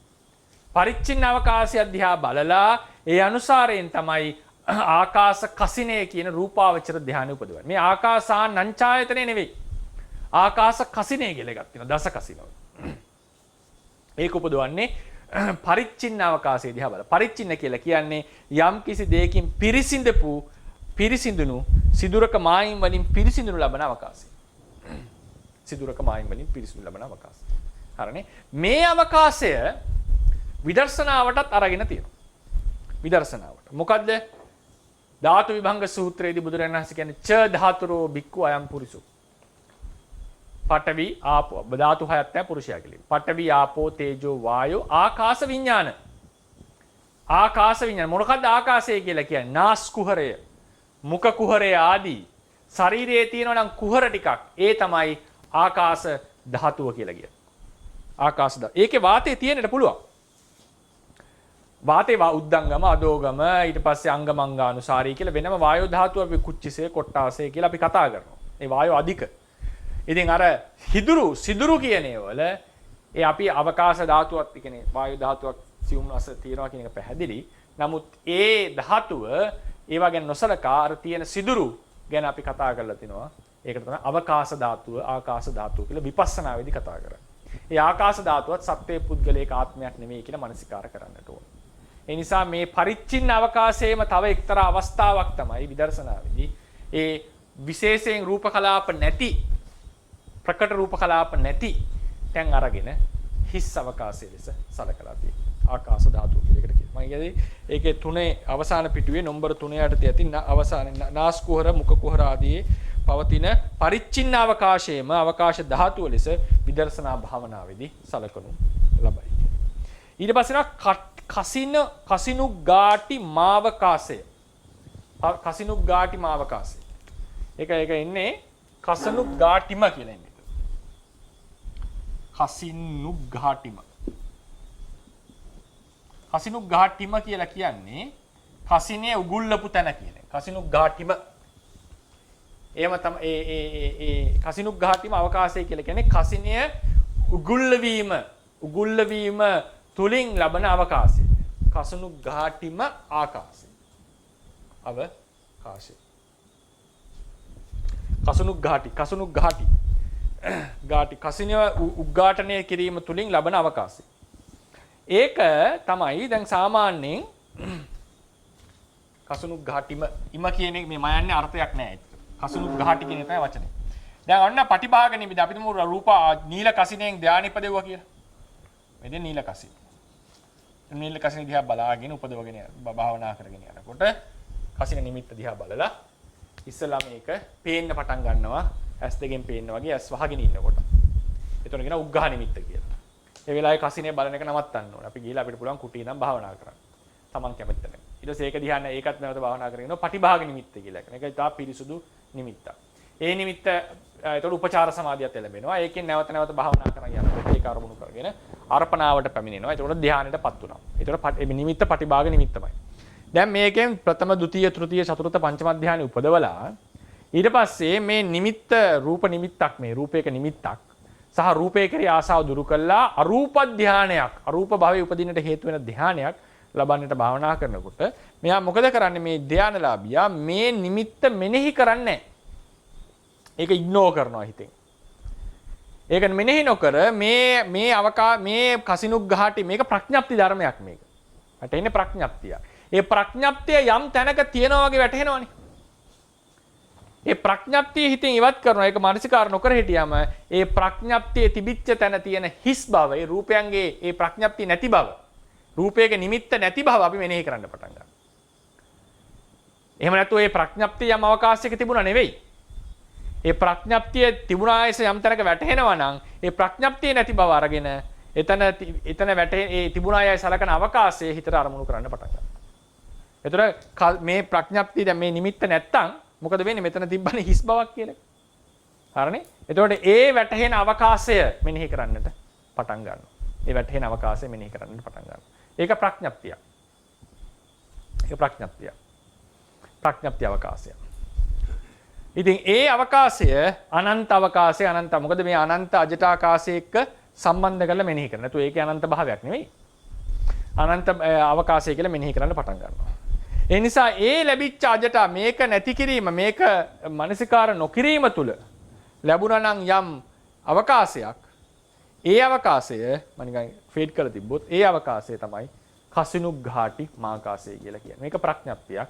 මේක අරමුණු කරගෙන තමයි ආකාසානංචායතන කියන ධ්‍යානෙ උපදවන්නේ. ඒ නිසා ආකාශය කියන වචනය ආකාශ වර්ග කිහිපයක් තියෙනවා. ඔය කියපු විදිහට අජටාකාශය, පරිච්ඡේදාකාශය, පරිච්ඡින්නාවකාශය, කසිනුග්ඝාටි මාවකාශය කියලා. නැත්තම් කසිනුග්ඝාටිම අවකාශය කියලා කියන්න පුළුවන්.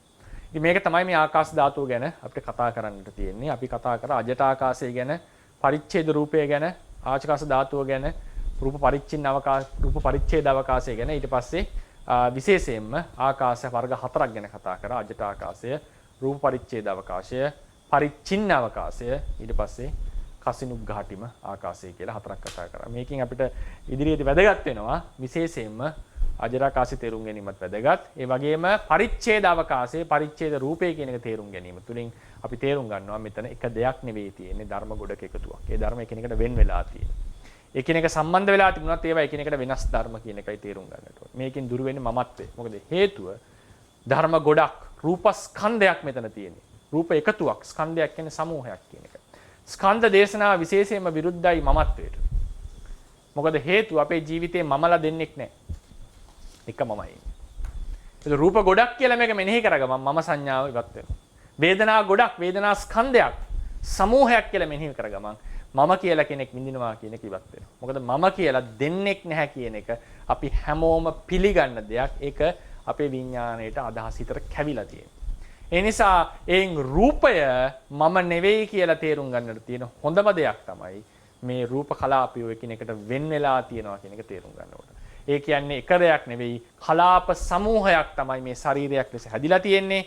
ඒ රූප කලාපය එකිනෙකට වෙන් වෙලා තියෙන්නේ මේ අවකාශ ධාතුවකින්. එකට පැවතියත් වුණොන්ට අනන්‍යතාවයක් තියෙනවා කියන එකෙන් පැහැදිලි වෙනවා මේ ධර්ම සමූහයක එකතුවක්. ඒ නිසා මේක එක දෙයක්, එක පුද්ගලයෙක්, ශරීරයක් නෙවෙයි ධර්ම ගොඩක එකතුවක් කියන අවබෝධය ලැබෙනකොටම මමත්වයේ කියන එක ඉක්මනින්ම දුරු කරගන්නට පුළුවන් වෙනවා. ඒ නිසා ඒ ආකාශ ධාතුව කියන එක අපි හොඳින් තේරුම් ගැනීම විදර්ශනා භාවනාවට ඉතාම වැදගත්. ඒ අවබෝධය ලබා ගැනීම. මේක තේරුම් ගන්නකොටම යම් අවබෝධයක් ලැබෙනවා. ඒක නැවත නැවත මානසිකාර කිරීම තුළ අපිට පුළුවන් වෙනවා මේක තවත් ස්ථාවර කර ගැනීම සඳහා. සනස දැන් රූප කලාප දෙකක් සනසයෙන් තමයි.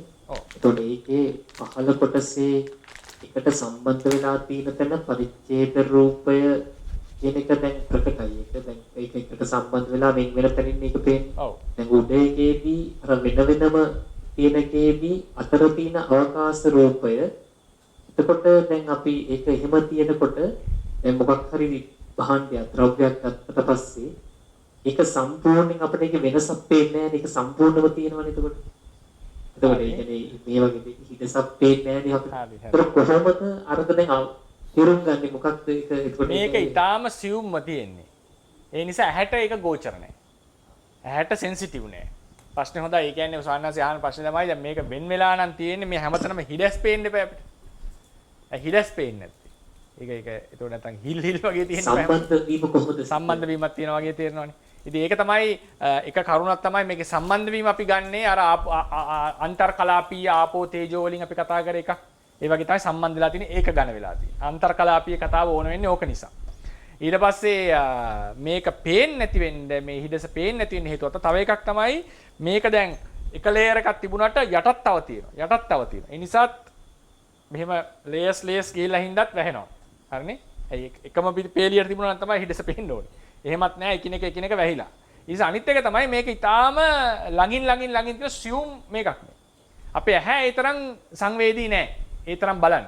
මයික්‍රොස්කෝප් එකකින් බැලුවා අපිට පේනවා මේකේ සිදුරු. මයික්‍රොස්කෝප් එකකින් මේ ආකාශ ධාතු නෙවෙයි මේවල සිදුරු පේනව නේද? හිඩස්. ඒ හිඩස මේ ප්‍රකෘති ඇහැට පේන්නේ නැහැනේ. ඒ නිසා කරුණු කීපයක්. ඔය ඇසේ තියෙන දුර්වලතාවයන් නිසා එකක් පේන්නේ නැහැ. අනිත් එක තමයි එහෙම තිබුණත් දැන් මෙතන මේ දෙකේ සිදුරු තුන අනිත් එකේ තියෙන මෙහෙම. ඒතර පිටින් බලනකොට කොහොමත් වැහෙනවා ඒක. එකට සම්බන්ධයක් තියෙන නිසා. සාහිත්‍ය මේක ඉතාම සියුම් මට්ටමේ පවතින එකක්. ඒ නිසා ඒක පේන්නේ නැහැ. හැබැයි ඒක එක දෙයක් ලෙස පවතින්නේ අන්තර්කලාපීයව පැවතීමක් සම්බන්ධයක් ධාතු වල තියෙන නිසා.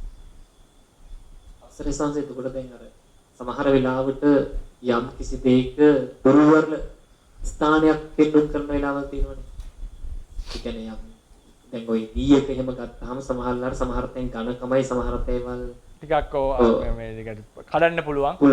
ටිකට එන්නේ එතකොට ඒ රූප කලාපවල වෙනසක් තියෙන හින්දාද? ඔව් ඒ කියන්නේ රූප කලාප ප්‍රමාණය අඩු වීම එකක්. රූප කලාප ප්‍රමාණය අඩුයි. ඒවා අතර තියෙන සම්බන්ධය කියන එක අඩුයි. දුර්වලයි. අවකාශ ධාතු වැඩි වෙලා. ඒ වගේ සිද්ධි තමයි වෙලා තියෙන්නේ. සහ ඒ දුවීක් වීම නිසා එකිනෙක අතර තියෙන බන්ධන ගතියම අඩු වෙලා. රූප කලාප අතර තියෙන බන්ධන ගතියම අඩු වෙලා. අවශ්‍ය ස්වාමීන් වහන්සේ දැන් මම එක යම්තර නොටිස් කරපු දෙයක් තමයි ස්වාමීන් වහන්සේ මතුරුවේ අපේ හැමත විදිනවා. හරි. මතුරුව හොයනවා වගේ එකපාරට තුඩ මේකෙන්. මම හිතන්නේ හිල ඒ අවකාශයේ හොයන.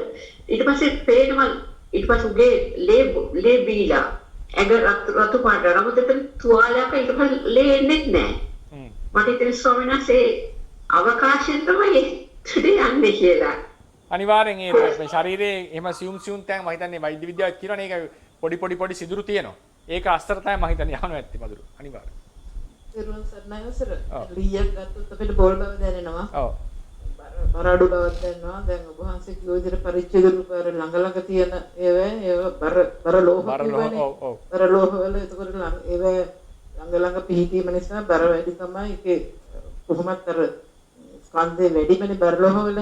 ඒක හින්දා අපිට මේ පරිච්ඡේද රූප ඉබේ නිකන් අපිට නිකන් දැනෙනවා මේක හින්දා මෙහෙමයි කියලා එහෙම නේ අවසර. හරි එහෙම තමයි. මේක අඩුයි. මේක එක හොඳට පැක් වෙලා වගේ මම ගිහි කෙනෙක් කතා කරන්නේ රංජනී කියලා. ස්වාමීන් වහන්සේ අපේ ඇඟ පුරාම ওই වගේ සිදුරු තියෙනවා. හරි.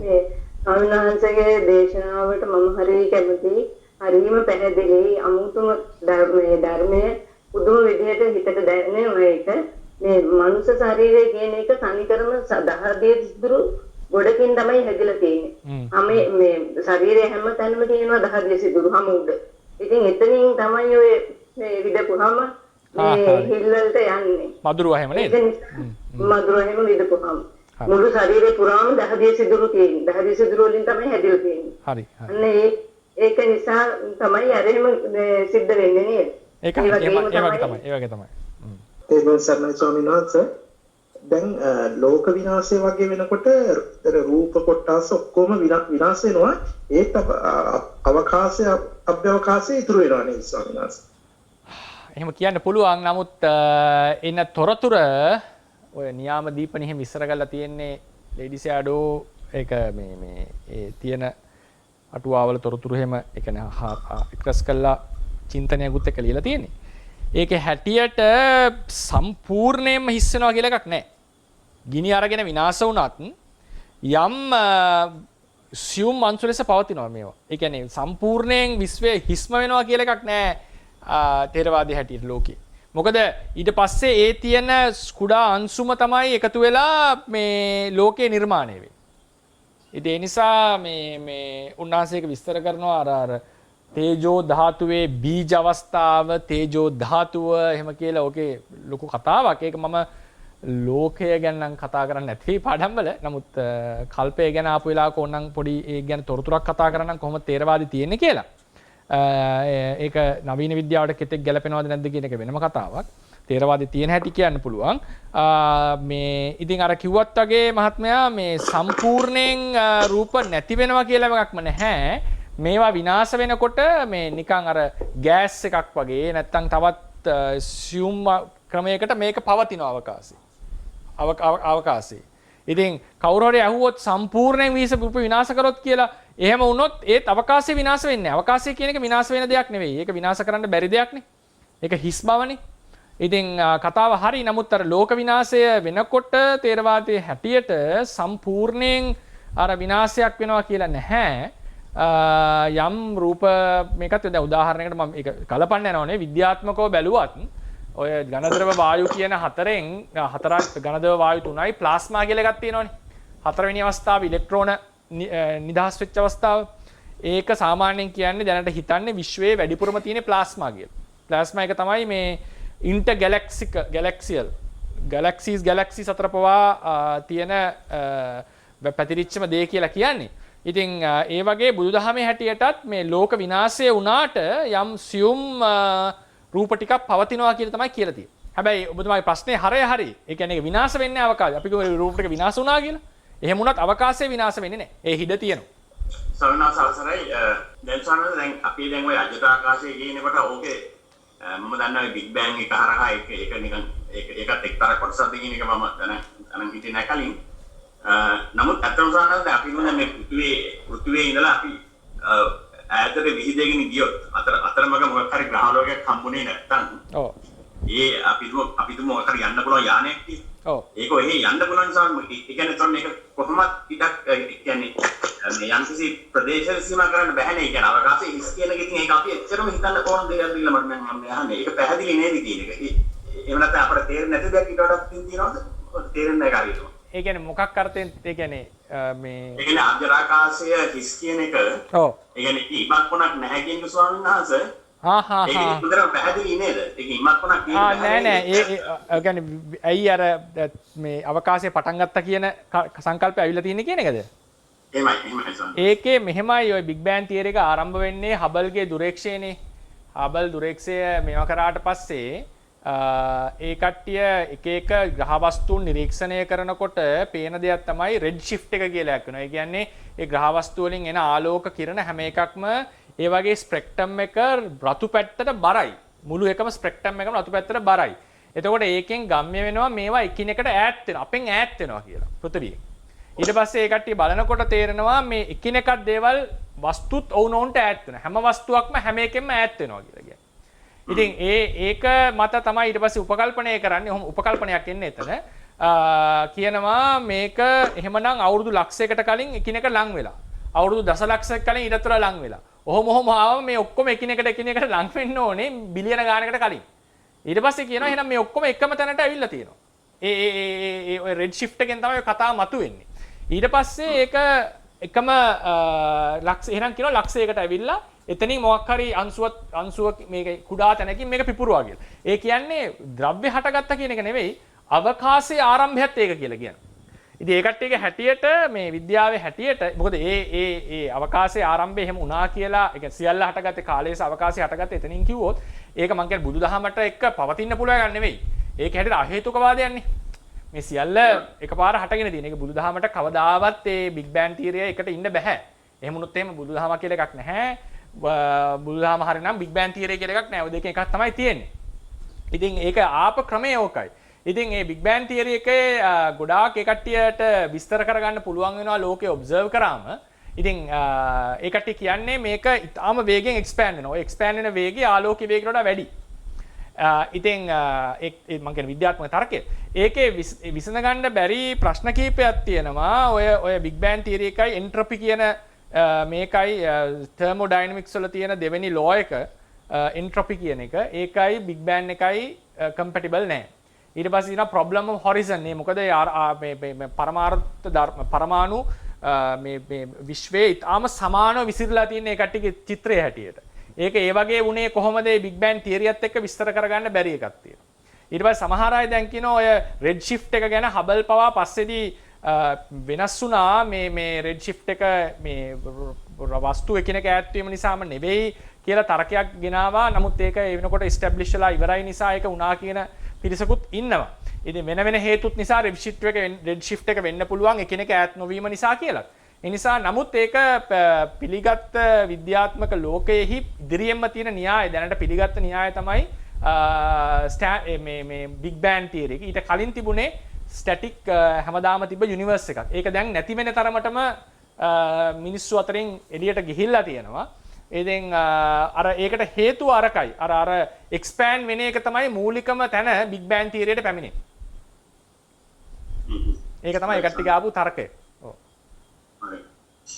ඒකයි තමයි දැන් තව එකක් පොඩි මේ දැන් ඔය අපි ලෝක විනාශය ගැන කියනකොට ඒකෙන් අදහස් වෙන්නේ ස්වාමීන් වහන්සේ මුළු විශ්වයම විනාශයක්ද නැත්නම් මට හිතන හැටියට මට හිතන හැටියට ඒක අපේ පෘථිවිය විනාශ වීම ගැන තමයි එතන කියන්නේ කියලා මට හිතෙනවා. ඔව් තේරවාදයේ හැටියට මහත්මයා මේ ක්ලස්ටර් එකක්. එක කෝටි ලක්ෂයක් කියලා කියන්නේ සාමාන්‍ය. ඒ කියන්නේ එක ගැලැක්සියක් වගේ. දැන් උදාහරණ අද කාලේ ගත්තොත් මම කියන සමාන කරන්න යනව නෙවෙයි. ගැලැක්සියක් වගේ එක ගැලැක්සියක් විනාශ වෙනවා වගේ හිතන්නකෝ. ඒ වගේ මුළු ක්ලස්ටර් එකක් විනාශ වෙන්නේ. අනිත් ඒවා තියෙනවා කියනවා. ඒක තේරවාදෙත් කියන්නේ එහෙමයි. ඒක මේ කොටසක් විනාශ වෙන්නේ. ඊට පස්සේ අපරාධාල කොටස. අන්න හරි. ඊට පස්සේ ඒක දැන් මේ වෙනකොට වෙනත් කොටසලුත් විනාශ වෙමින් පවතිනවා කියනවා. ඔය ඒකේ විද්‍යාත්මක කොහොමද පැහැදිලි පවතිනවා කියනවා. අන්න හරි. ඔව් ඔව්. සමහර ඒවා හට ගන්නවා දැන් මේ වෙනකොට. ඉතින් අර සමහර බෞද්ධ විද්‍යාඥයෝ මේ ගලපන්න හදනවා. මම කියන්නේ ඒක ගලපන එක හරිද වැරදිද කියන එකට ගලපලා සමහරව කියනවා මේ ගැලැක්සිස් තමයි විනාශ වෙන්නේ එකපාර. මේ ක්ලස්ටර්ස් විනාශ වෙන එක ගැන තමයි මේ කිව්වේ කියලා තියෙනවා. දැන් එතන ඉරක් විනාශ වෙනවා කියන්නේ ඉර සහ ඊට අදාළ සෞර ග්‍රහ මණ්ඩලයක් දකින්න අපේ ඉර විනාශ වෙනවා. ඔව්. අපේ අපි ඊට අදාළ අපේ සෞර මේ ග්‍රහ ලෝක 9 හරි විනාශ වෙනවා. ඔව්. මොකද ඒක විදිහින් බැරි නිසා. ඔව්. ඉතින් ඒ වගේ එහෙම ක්ලස් ඒ වගේ පොඩි ක්ලස්ටර්ස් විනාශ වෙනවා පුළුවන් නේද? පුළුවන්. එහෙමත් විනාශ වෙන්න පුළුවන්. ඉතින් අරකේ හැටියට කියන්නේ ඉතින් කෝටි ලක්ෂයක් එකපාර යනවා කියලා. ඉතින් ඒ මිනිස්සුયો ජීවත් වෙනලා කෝටි ලක්ෂයක්. මිනිස්සු එහෙම ජීවත් වෙන ඒවානේ. ඉතින් අර කිව්වත් වගේ ඉතින් වෙන වෙනම ක්ලස්ටර්ස් උත් විනාශ වෙනවා ඇති. සාමාන්‍යයෙන් විද්‍යාත්මකව මේ මුළු ගැලැක්සිස් විනාශ වෙනවා කියලා එකක් තියෙනවා. ගැලැක්සි හැප්පිලා විනාශ වෙනවා තියෙනවා. මුළු එකපාර විනාශ වෙන සිද්ධි තියෙනවා මුළු ඔක්කොම. ඒක කරන්නේ චන්දගා සංකල්පයේ පාඩමේ ප්‍රශ්න හරි අහන්න. හරිනස ආහාර කියලා කියන්නේ ඕනෑම අෂ්ටමක කලාපයේ තියෙන ඕජා රූපයක. ඔව් ඕනෑම රූප කලාපයක තියෙන ඕජා රූපය. ඕජා රූපය. ඔව්. ඒතකොට සාමාන්‍යස ආහාරයේ කලාපයක් කියලා කියන්නේ ආධ්‍යාත්මික ඕජාවයි බාහිර ඕජාවයි දෙකේ ක්‍රියාකාරීත්වයෙන් නිසා හටගන්න අෂ්ටමක කලාපද. අෂ්ටම කලාපත් වෙන්න පුළුවන් ඒකාදශම කලාපත් වෙන්න පුළුවන්. ඒ කියන්නේ අෂ්ටම කලාප කියලා කියනවා හරි. අෂ්ටම කලාප. ඒක සමහර ඒවාල් අහුතා මුදුතා කම්මඤ්ඤතා තියෙන නිසා 11ක් කියලාත් කියනවා. ඒ අෂ්ටම කලාප. ඒ කියන්නේ අභ්‍යන්තර ඕජාවයි බාහිර ඕජාවයි ක්‍රියාත්මක වීම නිසා හටගන්න අලුත් අෂ්ටම කලාප තමයි ආහාර රජ රූප කියලා කියන්නේ. හරි. ඊළඟ ස්ථානවල ආහාරජ රූප කියලා කියන්නේ ආහාරජ රූප කිව්වහම ආහාරජ අෂ්ටමක කලාපවල තියෙන සියලු රූප හරි. ඊළඟ කුංචි ගැටලුවක් තියෙන සංඥාංශ රස ධාතුව කියන එක රස රූපය නෙවෙයි කිව්වනේ. ඔව්. ඒකට ස්වාමීන් වහන්සේ රස ධාතුව කියන්නේ ඒකේ ස්වરૂපය මොකන්ද පොඩ්ඩක් ඒ කියන්නේ කෑම ගත්තට පස්සේ දිරවනවනේ. එතකොට අර සාරයක් එනවනේ. පෝෂ්‍ය පදාර්ථ ටික. ඒක එසෙන්ස් එකක්. ඒ කියන්නේ සාරයක්. ඒ සාරය තමයි කේශනාලිකා රුධිරය මගින් හැමතැනම වහනය වෙන්නේ. ඒ සාරේහි ඕජා ඒ කියන්නේ ආහාරයේ තිබිච්ච ඕජා අධික කොටස හැම ආහාරයේ හැම එකකම හැම තැනකම නේ මොකද ඇතිනේ ඕජාව අධික එසෙන්ස් එකක්. ඒ ටික වැඩි. එතකොට අපි කියනවා ඕජාව අධික දියරයක් වගේ දෙයක්. ඒ රස ධාතුව කියලා කියන්නේ. දියරමේ ස්වභාවයක් කියලා හිතන්න. ඒ ඕජාව අධික දෙයක්. කලාප විදියට කියන්න බැරිද? රූප කලාප තමයි ඉතින්. රූප කලාප ගොඩක් එකතුවක්. හැබැයි ඒවල ඕජාව ප්‍රකටයි. හොඳට වැඩි. ඒ කියන්නේ ආහාරයේ තිබිච්ච ඕජාව ටික තමයි ඇවිල්ලා තියෙන්නේ එළියට හොඳට. ඕජාව අධික රූප කලාප ටික එළියට ඇවිල්ලා. ඒක දියරයක් ලෙස අපි කතා කරනවා. ඒ ටික තමයි පැතිරෙන්නේ. ඒකේ තියෙන ඕජාවයි රස ධාතුවේ තියෙන ඕජාවයි ශරීරයේ තියෙන ඕජාවයි ක්‍රියාත් ඒ රස ධාතුවේ තියෙන රූප කලාපවල තියෙන ඕජාවයි ශරීරයේ රූප කලාපවල තියෙන ඕජාවයි එකිනෙක ක්‍රියාත්මක වෙලා තමයි ආහාරජ රූප හටගන්නේ. ආහාරජ කලාප. ඒවා ස්වාමීන් වහන්සේට අෂ්ටමක වෙන්නත් පුළුවන් මේ 11ක් තියෙනවා. 11 වෙන්නේ ඒක මම ආහාරජ පාඩමේදී කතා කරන්නම්. මොකද ඔගේ අර ලහුතා මුදුතා කම්මඤ්ඤතාගේ රූප තුනක් තියෙනවනේ. සමහරලාට හට ගන්නවා. ඒක පැහැදිලි වෙයි. දැනට අෂ්ටමකයක් කියලා කියන්න කමන්නේ. හොඳයි ස්වාමීන් වහන්සේ. ඒක එදාට පැහැදිලි වෙයි. තෙරුවන් සරණයි ස්වාමීන් වහන්සේ. තෙරුවන් සරණයි. මේ අදිට ආකාශයේ ඉහළට යනකොට මේ දැන් ওই ගුරුත්වාකර්ෂණ බලය වගේ එහෙම නිසා පරිච්ඡේද රූප වලට යම් බලපෑමක් වෙනවද ස්වාමීන් වහන්සේ? ඒ කියන්නේ පුපුරලා යනවා වගේ එකක්ද?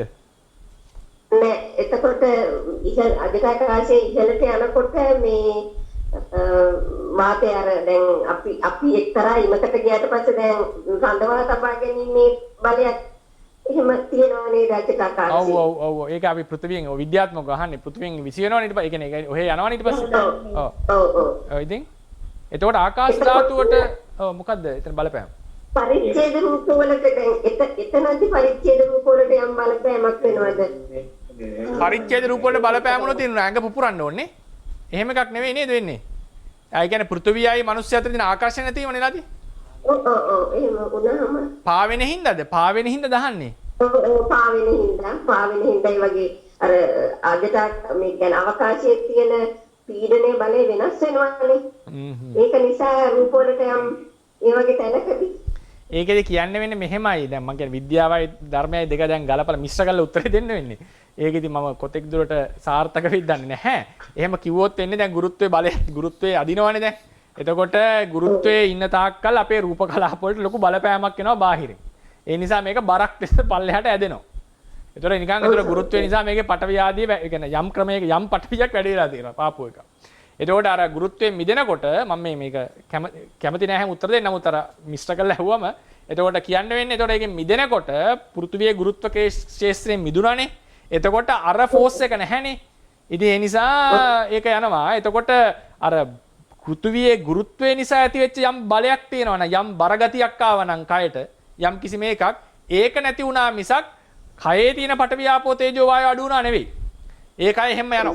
ඒකයි නේද වෙලා තියෙන්නේ අපිට කියන්න වෙන්නේ ගුරුත්වය එක්ක විස්තර කරන්න උනොත් අපිට මේ අර ෆෝස් එක ඒ ඇතුළට ඒ ස්පේස් එක නැවිච්ච නිසා මේ ඒ යම් කිසි බරක් ඇතිලා දෙන අපේ ශරීරයට. බරක් කියන්නේ යම් බලපෑමක් ඇවිල්ලා රූප කලාපවල යම් පඨවි අධික බවක් මොකක් හරි අධික අන්තර් කලාපීය වශයෙන් හරි මොන හරි බරක් ඇති. ඒක නැති වෙන එක විතරයි වෙන්නේ. එහෙම නැත්නම් රූප කලාප විසිරෙනව නෙවෙයි. දැන් මේ අපි අද දේශනාව මමත්වයේ කියන එක තවදුරටත් කැඩිලා බිඳිලා සුන්දරසලා වෙලා යන තත්යකට ඇත්තටම හරීම වැදගත්.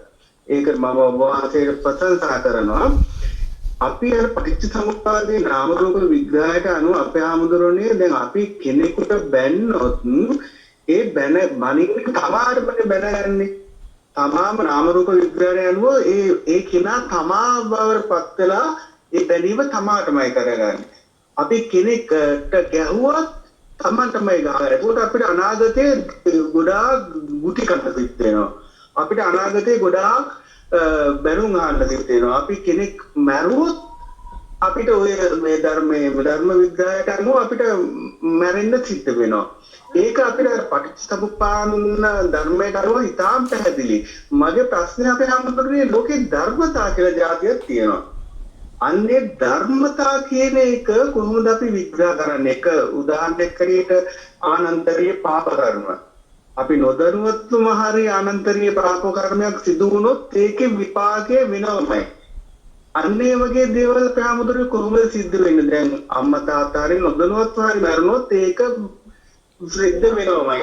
එතකොට අපේ ආමුදුරේ පොඩ්ඩක් පැහැදිලි කරලා දෙන්න පුළුවන් නම් බොහෝම පිං. ගොඩක්ම පාඩමට නම් සම්බන්ධය අඩුයි ගොඩක්ම දුරින්. ඒකෙදි පොඩි විස්තරයක් ලෙස කිව්වොත් පොඩි උත්තරයක් දුන්නොත් පටිච්චසමුප්පාදයේ පිළිබඳව කරපු විස්තරයත් අපි තව ටිකක් විසඳ ගන්න ඕනේ. ඒකේ කොහොමද අපි අර්ථකථනය කරන්න කියලා නාම රූප විඥාන ආදිය සහ කර්මය කියනකොට ඒ කර්මයේ විපාක දීම දැන් අර බැන්නොත් Tamanටම බැනගත්තා වගේ කියන ඒක අපි තව ටිකක් ඉදිරියට යනකොට පැහැදිලි කරගන්න පුළුවන් කොහොමද අපි තේරවාදයට ඒක විස්තර කරගන්නේ කියලා. ඉතින් අර ධර්මතා කියන ප්‍රශ්නෙට විතරක් මම අවධානය දෙන්නම්. කොහොමද මේ ධර්මතාවයක් වෙන්නේ කියලා ඇහුවොත් කර්මයක් කරොත් විපාකයක් ලබා දෙනවනේ. දැන් කුසලයක් කරොත් අකුසලයක් ප්‍රාණඝාත කරොත් කුසලයක් කරොත් අකුසල මේ සැප විපාකයක්. අකුසලයක් කරොත් දුක් විපාකයක්. ප්‍රාණඝාත කරොත් නැවත මියන්නට සිද්ධ වෙනවා. ඉතින් ඔය වගේ විපාක කියලා එකක් තියෙනවා. කම්මසරික්ක විපාක කියලා. කර්මයට අනුරූප විපාක. ඉතින් මේක තමයි මේ ලබා දෙන බවට තමයි ධර්මතාවය කියලා කියන්නේ. ලබා දෙන බවට තමයි ධර්මතාවය කියලා කියන්නේ. ඉතින් දැන් පටිච්චසමුප්පාදයේ වුණත් ධර්මතාවයක් ඇත්තටම. පටිච්චසමුප්පාදය කියන්නේ ධර්මතාවයක්. අවිද්‍යාව නිසා සංස්කාරය හට ගන්නවා. සංස්කාර නිසා විඥානය හට ගන්නවා. උප්පාදෝවා තථාගතානං අනුප්පාදෝවා තථාගතා. උප්පාදාව අනුප්පාදාව. ඉපදුනා හෝ නොඉපදුනා හෝ බුදුරජාණන් වහන්සේ. මේ සිද්ධිය සිද්ධ වෙනවා. ඒ නිසා මේ සිදුවීම් වලට මේ පරමාර්ථ ධර්මයන්ගේ තියෙන හේතුඵල වශයෙන් වෙන බවට ඒක හැමතිස්සෙම නියතියක් ලෙස වෙන්නේ. නියතියක් කියලා කියන්නේ ඒක වරදින් නැතුව සිද්ධ වෙනවා. ඒ නිසා ඒවට නියති ධම්මතා කියලා විස්තර කරනවා. ඒක අහවල් දේ කියලා පෙන්වන්න පුළුවන් දෙයක් නෙවෙයි. ඒක නියාම ධර්මයක්. ගලක් උඩ දැම්ම බිම වැටෙනවා කියන එක වගේ සිද්ධියක් මේක. ඒ නිසා කුසලයක් කරොත් කුසප විපාකයක් ලැබෙනවා. අකුසලයක් කරොත් දුක් විපාකයක් ලැබෙනවා. ප්‍රාණාන්තරී පාප කර්මයක් කරොත් බලවත් අකුසලයක් සිද්ධ වෙනවා. ඉතින් අර පුද්ගලයා දැනගෙන අකුසලයේ කරාද නැද්ද කියන එක ඒක ඉතින් කර්ම පාඩමේ අපි විස්තර කරගන්න ඕනේ කොහොමද ආනන්තරීය වෙන්නේ අම්මා බව නොදැන මැරුවොත් කියලා. ඒකට හේතුව තමයි මේ අම්මා ප්‍රාණඝාත චේතනාවන්නේ තියෙන්නේ.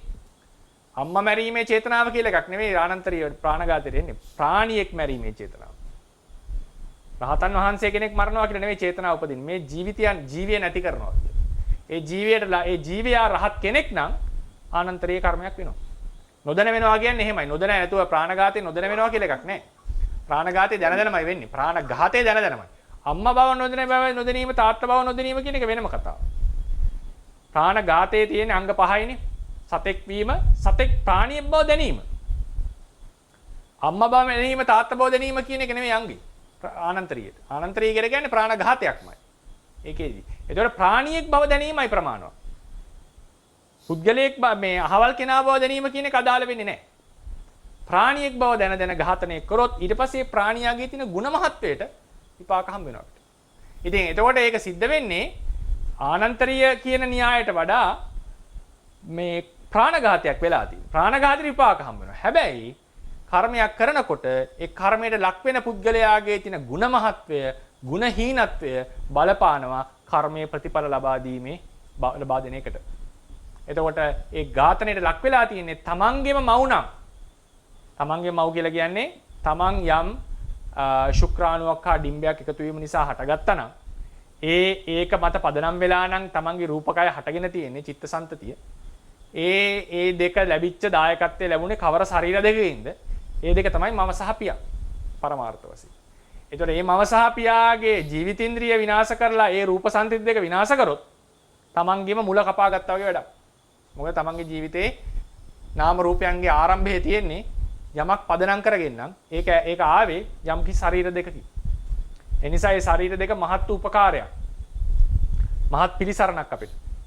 එතකොට ඒ භව දැනීම නොදැනීම නෙවෙයි විනාශ කරලා තියෙන මේ ශරීරේ අවසානයේ. ඒකත් අත්තර දීමකින් නෙවෙයිනේ. මරණවා කියන චේතනාවෙන්. දැන් වෙන දෙයක් කරන්න ගිහිල්ලාම මරනවා කියලා ඒක වෙන්නේ නැහැ.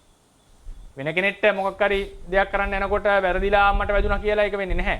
ඒ අම්මා කියන කෙනාවම තමයි මරන්න ඕනේ. හැබැයි ඒකේ සංඥාව නැහැ අම්මත් හෝ තාත්තා කියලා. ඒක ඒ සතා මරනවා කියන චේතනාව. මේ පුද්ගලයා මරන ඒ ආරමුණු කරන පුද්ගලයා මැරෙන්න ඕනේ. එහෙමත් තියෙනවා. ඒ කියන්නේ වෙන කෙනෙක්ට විදින එකක් වැරදිලා ගිහින් වෙන කෙනෙක්ව ඉලක්ක කරලා මම විදිනවා. ඒට විදිනවා. ඒට මරන්න ඕනේ මට. වැරදිලා ගැස්සිලා නැත්තම් බී ඉස්සරහට පැනලා බී මැරෙනවා. එතකොට ප්‍රාණඝාතයක් වෙන්නෙත් නැහැ. මොකද මට තිබුණේ ඒ මැරීමේ චේතනාව. ඒම මැරෙන්නත් ඕනේ. ඒට එම් කරලා ඒ මැරෙන්නම ඕනේ. හැබැයි ඒ කියන පුද්ගලයා අම්මා වුණොත් ඒක දැනීම නොදැනීම අදාළ නැහැ. මොකද මට ප්‍රාණඝාත කිරීමේ චේතනාව තිබුණා. ප්‍රාණයක් ඝාතනය වුණා. ප්‍රාණියෙක් බව දැනගෙන හිටියා. ඔන්න අංගටි. එතකොට ඒ නිසා ප්‍රාණඝාතය කියන අකුසලයේ සම්පූර්ණයි. ඒකෙන් විපාක ලැබෙනවා කියන එක ධර්ම නියාමයක්. ඒක ධර්ම නියාමයක්. කර්ම නියාමයේ යටතට වැටෙන්නේ. කර්ම නියාමය. ඒකෙන් විපාකයක් හම්. ඉතින් මේ කර්ම නියාමයේ අහවල් දේ කියලා පෙන්වන්න බෑ. ඒක ලෝකයේ ක්‍රියාත්මක වෙන ලෝ එකක්. නියාමයක්. නැත්තම් මොකක්ද ඒකට කියන්නේ මේ ක්‍රියාත්මක වෙන බවක්. ඒ නිසා එහෙම තමයි විස්තර කරන්නට වෙන්නේ. අපේ ආමතුරේ ඉතාමත් පැහැදිලි තව චූටි කරුණක් මට පැහැදිලි කරලා දෙන්න. එතකොට අපේ ආමතුරේ සියදිවි හානි කර ගැනීම ප්‍රාණඝාතයක් වෙන්නේ නැහැ නේද? සියදිවි හානි කර ගැනීම ප්‍රාණඝාතයක් වෙලා නැත. සියදිවි හානි කර ගැනීම වචනේ යොදන එක පොඩ්ඩක් මම පරිස්සම් වෙන්නම්. ප්‍රාණයක් ඝාතනය කරලා තියෙනවනේ කොහොම හරි. මේ සියදිවි හානි කර ගැනීම කියන එක බලවත් පාපයක් වෙන්නේ නැහැ. ඒකෙන් කියන්නේ සියදිවි හානි කරගත්තට කමක් නැහැ කියන එකවත් ඒකට අනුබල දෙනවත් නෙවෙයි. සියදිවි හානි කර ගැනීමේදී අර අත්තා කියන්නේ මොකද්ද නැහිපා මොකද මේ සුඛකාමානි භූතානි යෝ දණ්ඩේන නහින්සති අත්තනෝ සුඛ මේසානෝ පෙච්චසෝ නලබතේ සුඛන්නේ පාපේ සැප කැමැති සත්වයන්ට හානි කරන කෙනා සැප ලබන්නේ නැහැ. සැප කැමැති සත්වයන්ට හානි නොකරන කෙනා සසර සැප ලබනවා. සැප කැමැති සත්වයන්ට දන් දෙන කෙනා සැපයට උදව් කරන කෙනා සසර සැප විඳිනවා. ඒ නිසා මේ ප්‍රාණඝාතය කියන එක වරදක් වෙන්නට ප්‍රධානම හේතුවක් තමයි සැබවින්ම සැප කැමැති ජීවත් වෙන්න කැමැති සත්වයාගේ ජීවිතයට හානි කරන එක. මොකද ඒක ඉපදිලා තියෙන්නේ තෘෂ්ණාව පදනම් කරගත්ත නාම රූප පරම්පරාව. තෘෂ්ණාව පදනම් කරගෙන කර්මයක් කරලා ඒ කර්ම වේගයෙන් පවතින. මේක ඉන්ටරප්ට් කරගමන් ඒක ලොකු බලවත් අකුසල. ඔය අකුසල හැම එකක්ම අපිට ඉන්ටරප්ට් කරන්න පුළුවන් මේ විස්තර කරන්නට පුළුවන් මේ ලෝකේ න්‍යාම ධර්ම සහ ඒක මම කර්ම පාඩමේදී කතා කරන්නේ. මිත්‍යා දෘෂ්ටිය පවා අපිට විස්තර කරගන්න පුළුවන් ඇයි ඒක අකුසලයක් වෙන්නේ කියලා. ඉතින් ඒ පවතින සැබෑ න්‍යාමයට විරුද්ධව හිතන එක. ඒකට හේතුව. ඉතින් ওই විදිහට ලෝකේ න්‍යාම ධර්ම ඒ කියන්නේ පවතින මේකට විරුද්ධව තමයි කටයුතු කරන්නේ. ප්‍රාණඝාතය කියන එක ගත්තම එතනදිත් ඒකම තමයි සිද්ධ වෙන්නේ. හැබැයි එතන මම පෞද්ගලිකව මට පේන අර්ථයක් තමයි එතන අරක තරම් බරපතල විපාකයක් ලැබෙනවා කියලා නෑ. මොකද හේතුව යම් විදිහකට තියෙනවා මේක තමන්නේ. තමන්මයි මේ කරගන්නේ. තමන්ගෙම මේකක්. ඒතකොට තමන්ගේ යම් කැමැත්තක් දායකත්වයක් ඒකට තිබිලා තියෙනවා. ඉතින් ඒ වගේම න්‍යාමයේ හැටියට අවිල්ලා තියෙන්නේ මට සම්පූර්ණ විස්තර කරන්න තේරෙන්නේ නැහැ. බාහිර වෙන කෙනෙක්ගේ මේකක් විනාශ කිරීම තමයි එතන ප්‍රාණඝාතයේ ලෙස ප්‍රධාන වශයෙන් අපි සලකන්නේ. තමන්ගේ ජීවිතේ නසා ගැනීමත් ප්‍රාණඝාතයක් තමයි වචනාර්ථය ගත්තොත්. ප්‍රාණය ඝාතනය කරගෙන. නමුත් ඒකේ විපාකයේ අර්ථනම් ප්‍රබල නැහැ. හේතුව මොකද? ඒක තමන්ගේ යම් අයිතියක්. ඒ කියන්නේ තමන්ට යම් තමන්ගේ දෙයක්. ඒක තමන් ගන්න තීරණයක්. ඒ නිසා ඒක ලොකු වරදක් ලෙස පේන්නේ නැහැ. හැබැයි ඒක වරදක් කියන්නේ ඒක නුසුදුසු දෙයක්. මොකද හේතුව අර අහනවනේ මේ අර පුද්ගලයෝ 4 දෙනෙක් ඉන්නවනේ. අත්තන්තප පරන්තප අත්තන්තපෝචේව පරන්තපෝච නේවත්තන්තපෝ න පරන්තපෝ. අනුන්ට කරදර කරනවා. තමන්ට කරදර කරගන්නවා. තමන්ට අනුන්ට කරදර කරනවා කියන්නේ අනුන්ට දුක් දෙනවා කියලා කියන්නේ ප්‍රාණඝාත ආදී කරන ඔය මේ සත්තු හැම මරනවා. තමන්ට දුක් දෙනවා කියලා කියන අත්තකිලමතානුයෝගය යෙදෙනවා. මොකක් හරි බලාපොරොත්තුවක් උඩ. තමනුත් අනුනුත් දුක් විඳිනවා කියන්නේ විශේෂයෙන් උපමාව දෙලා තියෙන බුදුරජාණන් වහන්සේ ඔය යාගවලට ගිහිල්ලා සත්තු මරනකොට රජුරුව තමනුත් දුක් විඳ තමයි සත්තු මරන්නේ. ඒවා පිළිවෙත් රිචුවල්ස් අනුගමනය කරනවා. තමනුත්ට දුක් දෙන්නේ නැති අනුන්ට දුක් දෙන්නේ නැති කෙනා තමයි හොඳ ප්‍රතිපදාවක මධ්‍යම ප්‍රතිපදාවේ යෙදෙන කෙනා. එතකොට අහනවනේ ඇයි ඔබට මේන් කාවද ප්‍රිය වුණාම ප්‍රිය වෙන්නේ කිව්වම හතරවෙනි එක්කෙනා තමයි ප්‍රිය. මොකද හේතුව පළවෙනි එක්කෙනා ප්‍රිය වෙන්නේ නැත්තේ සැප කැමති සත්වයාට දුක් දෙන නිසා. දෙවෙනි එක්කෙනාට ප්‍රිය වෙන්නේ නැත්තේ ඇයි? තමන්ට දුක් දෙන දිනාට. එයා කියන්නේ සැප කැමති තමන්ගේ ආත්මයට දුක් දෙන නිසා. තමන්ගේ වසඟේ ඇති බව ඇත්ත. නමුත් ලෝකයේ න්‍යාම ධර්මයේ ලෝකේ ස්වභාවයේ සත්‍ය තමයි සැපට කැමති සත්‍යය. ඒක අර ඉන්හෙරිටඩ් ගතියක් ජීවිතේ පවතින. ඒ කියන්නේ ඒක ස්වභාවික දෙයක් සැපට කැමති බව. ඒකට විරුද්ධව ගිහිල්ලා තමන්ට දුක් දෙනවා කියන එක ඥානවන්තයෙක් අනුමත කරන්නේ නැහැ. ඒ නිසා ඒක කියනවා ඒක අනුමත කරන්නේ නැහැ. අනුන්ටයි තමන්ටයි දෙන්නටම දුක් දෙන දෙක නගෙන අහන්න දෙයක් නෑ. අවසන් කෙනා තමයි ඔහුට ප්‍රිය වෙන්නේ. ඔය කරන්දක සූත්‍රයේ එන්නේ මජ්ක්‍ධිම නිකායේ පළවෙනි සූත්‍රය, මජ්ක්‍ධිම නිකායේ මජ්ක්‍ධිම පඤ්ඤාසික පළවෙනි සූත්‍රය. ඉතින් ඒ නිසා ඒක වරදක්. ඒක තමන්ට දුක් දීම, තමන්ගේ ශරීරයට අනවශ්‍ය පීඩාවක් ලබා දීම. ඒ කියන්නේ දුක් දෙනවා කියන එකේ තේරුම අපි කෙලස් තවන්න අපි හිතමුකෝ මොනවා හරි මේ කැමට ආසාව අඩු කරලා එහෙම කෙලස් තවනකොට ශරීරයට දුකක් එන එක නෙවෙයි මේ කියන්නේ. දුක දීලා ශරීරයට දුකම දීලා මේක ලිබරේෂන් එකට යනවා නම් ඒක අනුමත කරන්නේ නෑ. ඒක තුලින් නම් විමුක්ත වෙන්නේ කියලා ඒක අනුමත කරන්නේ නෑ. ඉතින් ඒකේ විපාක භවය අඩු වෙන්නට හේතුව ලෙස මම පෞද්ගලිකව හිතන දේ ඒ තමන්ගේ වසඟයේ තියෙන තීරණයක් නිසා වෙන්න ඕනේ ඒක විපාකයේ අඩු ලෙස දක්වලා තියෙන්නේ. ඒ නිසා සියදිවි නසාගෙන දිව්‍ය ලෝක ගියාය ගැනත් කියනනේ කතා. මම එකකින් කියන්නේ සියදිවි නසා ගන්න කියලා. මේ අර එක කතාවක් තියෙන රසවාහිනිය නේද? රසවාහිනියේ තියෙන එකක් තමයි රහත් වෙච්ච දෙන්නෙකුත් ඉන්නවනේ ගෝධික ස්වාමීන් වහන්සේ චන්න කියලා තව ස්වාංශ කෙනෙක්. අස්වාරෝහක ස්වාංශ නේ වෙන කෙනෙක්. ඒ දෙන රහත් වෙනවා සියදිවි නසා ගන්න යනකොට. ඊට පස්සේ මේ එක ස්වාමීන් වහන්සේ කෙනෙක් ලංකාවේ කාලයක් ඉඳලා සිල් රකින්න බැරිද සිවුරු අරිනවා. සිවුරු ඇරලා ඊට පස්සේ යා ගිහිල්ලා කසාදයක් බඳිනවා. ඊට පස්සේ දෙන්න හරිම සද්ධාවන්තයි නෝනයි මහත්තයයි. හරියට පින් කරනවා. ලොකුවට පින් කරනවා. ඔය සිවුරු ඇරලා ගිහිල්ලා සාර්ථක වෙච්ච ජීවිතයක් ඒක කියන්නේ. ඊට පස්සේ ගිහිල්ලා හොඳටම දන් දීලා ගොඩාක් කුසල් කර්ම කරලා හිතා ගන්න බැරි විදිහේ කුසල කර්ම සිද්ධ කරන එක දෙන්න එකතු වෙලා. ඊළඟට මිය යනවා. මහත්තයා මිය යනකොට අර වගේ දිව්‍ය ලෝකවලින් ඇවිල්ලා එයා කතාව යනකොට එයා මහත්තයා කියනවා මම අහවල් ලෝකෙට යනවා කියලා. එතකොට මොකද නෝනා එතනදී නෝනා හිතනවා මමත් මෙයා එක්කම එක විදිහටම පින් කරගත්තා. ඒ නිසා මටත් මෙතනට යන්නට පුළුවන් මට්ටමේ හැකියාවක් තියෙනවා කියලා නෝනා කාමරය ඇතුළට ගිහිල්ලා මොනවද කොට්ටෙන් මූණ තද කරගෙන සීදු විනහ ගන්න. එයා ගිහිල්ලා කියනවා කතාවේ මහත්තයා දිව්‍ය ආසනේ රතේ උපදින්න කලින් නෝනා ඉපදිලා ඉන්නවා ඒක. ඉතින් ඒකෙන් මම කියන්නේ සියදිවි නසා ගැනීම කියන එක ඒකාන්තයෙන් අපායට හේතු වෙනවා කියලා එකක් නෑ අපේ තේරවාදයේ හැටියට. නමුත් ඒකෙන් තේවිදි නසා ගන්න කියන්නේ නෑ සියදිවි නසා ගන්න එපා. මේ ඒ කියන්නේ ධර්ම විග්‍රහයක් ඇටියට ගත්තම ඒක අපිට කියන්න වෙනවා සියදිවි නසා ගැනීම කියන එක ප්‍රාණඝාතයේ වගේ බරපතල ඒකාන්ත අපායගාමී අකුසලයක් ලෙස ධර්මයේ දක්වලා නැහැ. මොකද හේතුව ආර්ය ශ්‍රාවකයෝ සියදිවි නසා ගන්න උත්සාහ කරපු අවස්ථාව තියෙනවා. හොඳම උදාහරණය මහා නාම ශාක්‍ය. මහා නාම ශාක්‍ය අර පහත් කුලේ විදුඩබ එක කැම කන්න වෙනවා කියන එක කල්පනා කරලා සකදාගාමී කෙනෙක්. ඊට වඩා මරණය හොඳයි කියලා කල්පනා කරලා එයා හුස්ම හිර කරගන්නට නාන්න ගිහිල්ලා ගඟේ ගිලෙනවා මැරෙන්න හිතාගෙන. ඒ වෙලාවේ තමයි නාගයෝ ඇවිල්ලා බේරගත්තා කියලා කියන්නේ. නමුත් එයාට චේතනාව තිබිලා තියෙනවා සියදිවි නසා ගන්න. උත්සාහය කරලා තියෙනවා. ඒ නිසා ඒක මේ තේරවාදයේ හැටියට අර අනුන්ගේ ප්‍රාණයේ ඝාතනය කිරීම තරම් බලවත් අකුසලයක් ලෙස අර්ථකථනය කරන. ඒ නිසා ඔය සමහරවල් සියදිවි නහගත්ත මම දැක දිනවා සමහර කමෙන්ට් එහෙම දානවා අනිවාර්යෙන් නිරය අනිවාර්යෙන් අපාය කියලා. ඒ කියන්නේ හොඳ දූෂිත වෙච්ච හිතෙන් මිය ගියොත් අපාය යන්න පුළුවන්. ඒක ඉතින් සියදිවි නහ ගන්නම ඕනේ නැහැ නේ ඒකට. නිකන් මරණෙත් ඒක වෙනවනේ. ඉතින් සියදිවි නසාගත්ත පමණින් අපායට යනවා කියන එක තේරවාදී නෑ. ඉතින් මොනවද ඕක තමයි කියන්න තියෙන්නේ. ඒකේ බලවත්කම අඩුයි කියලා තමයි ධර්මයේ තියෙන්නේ.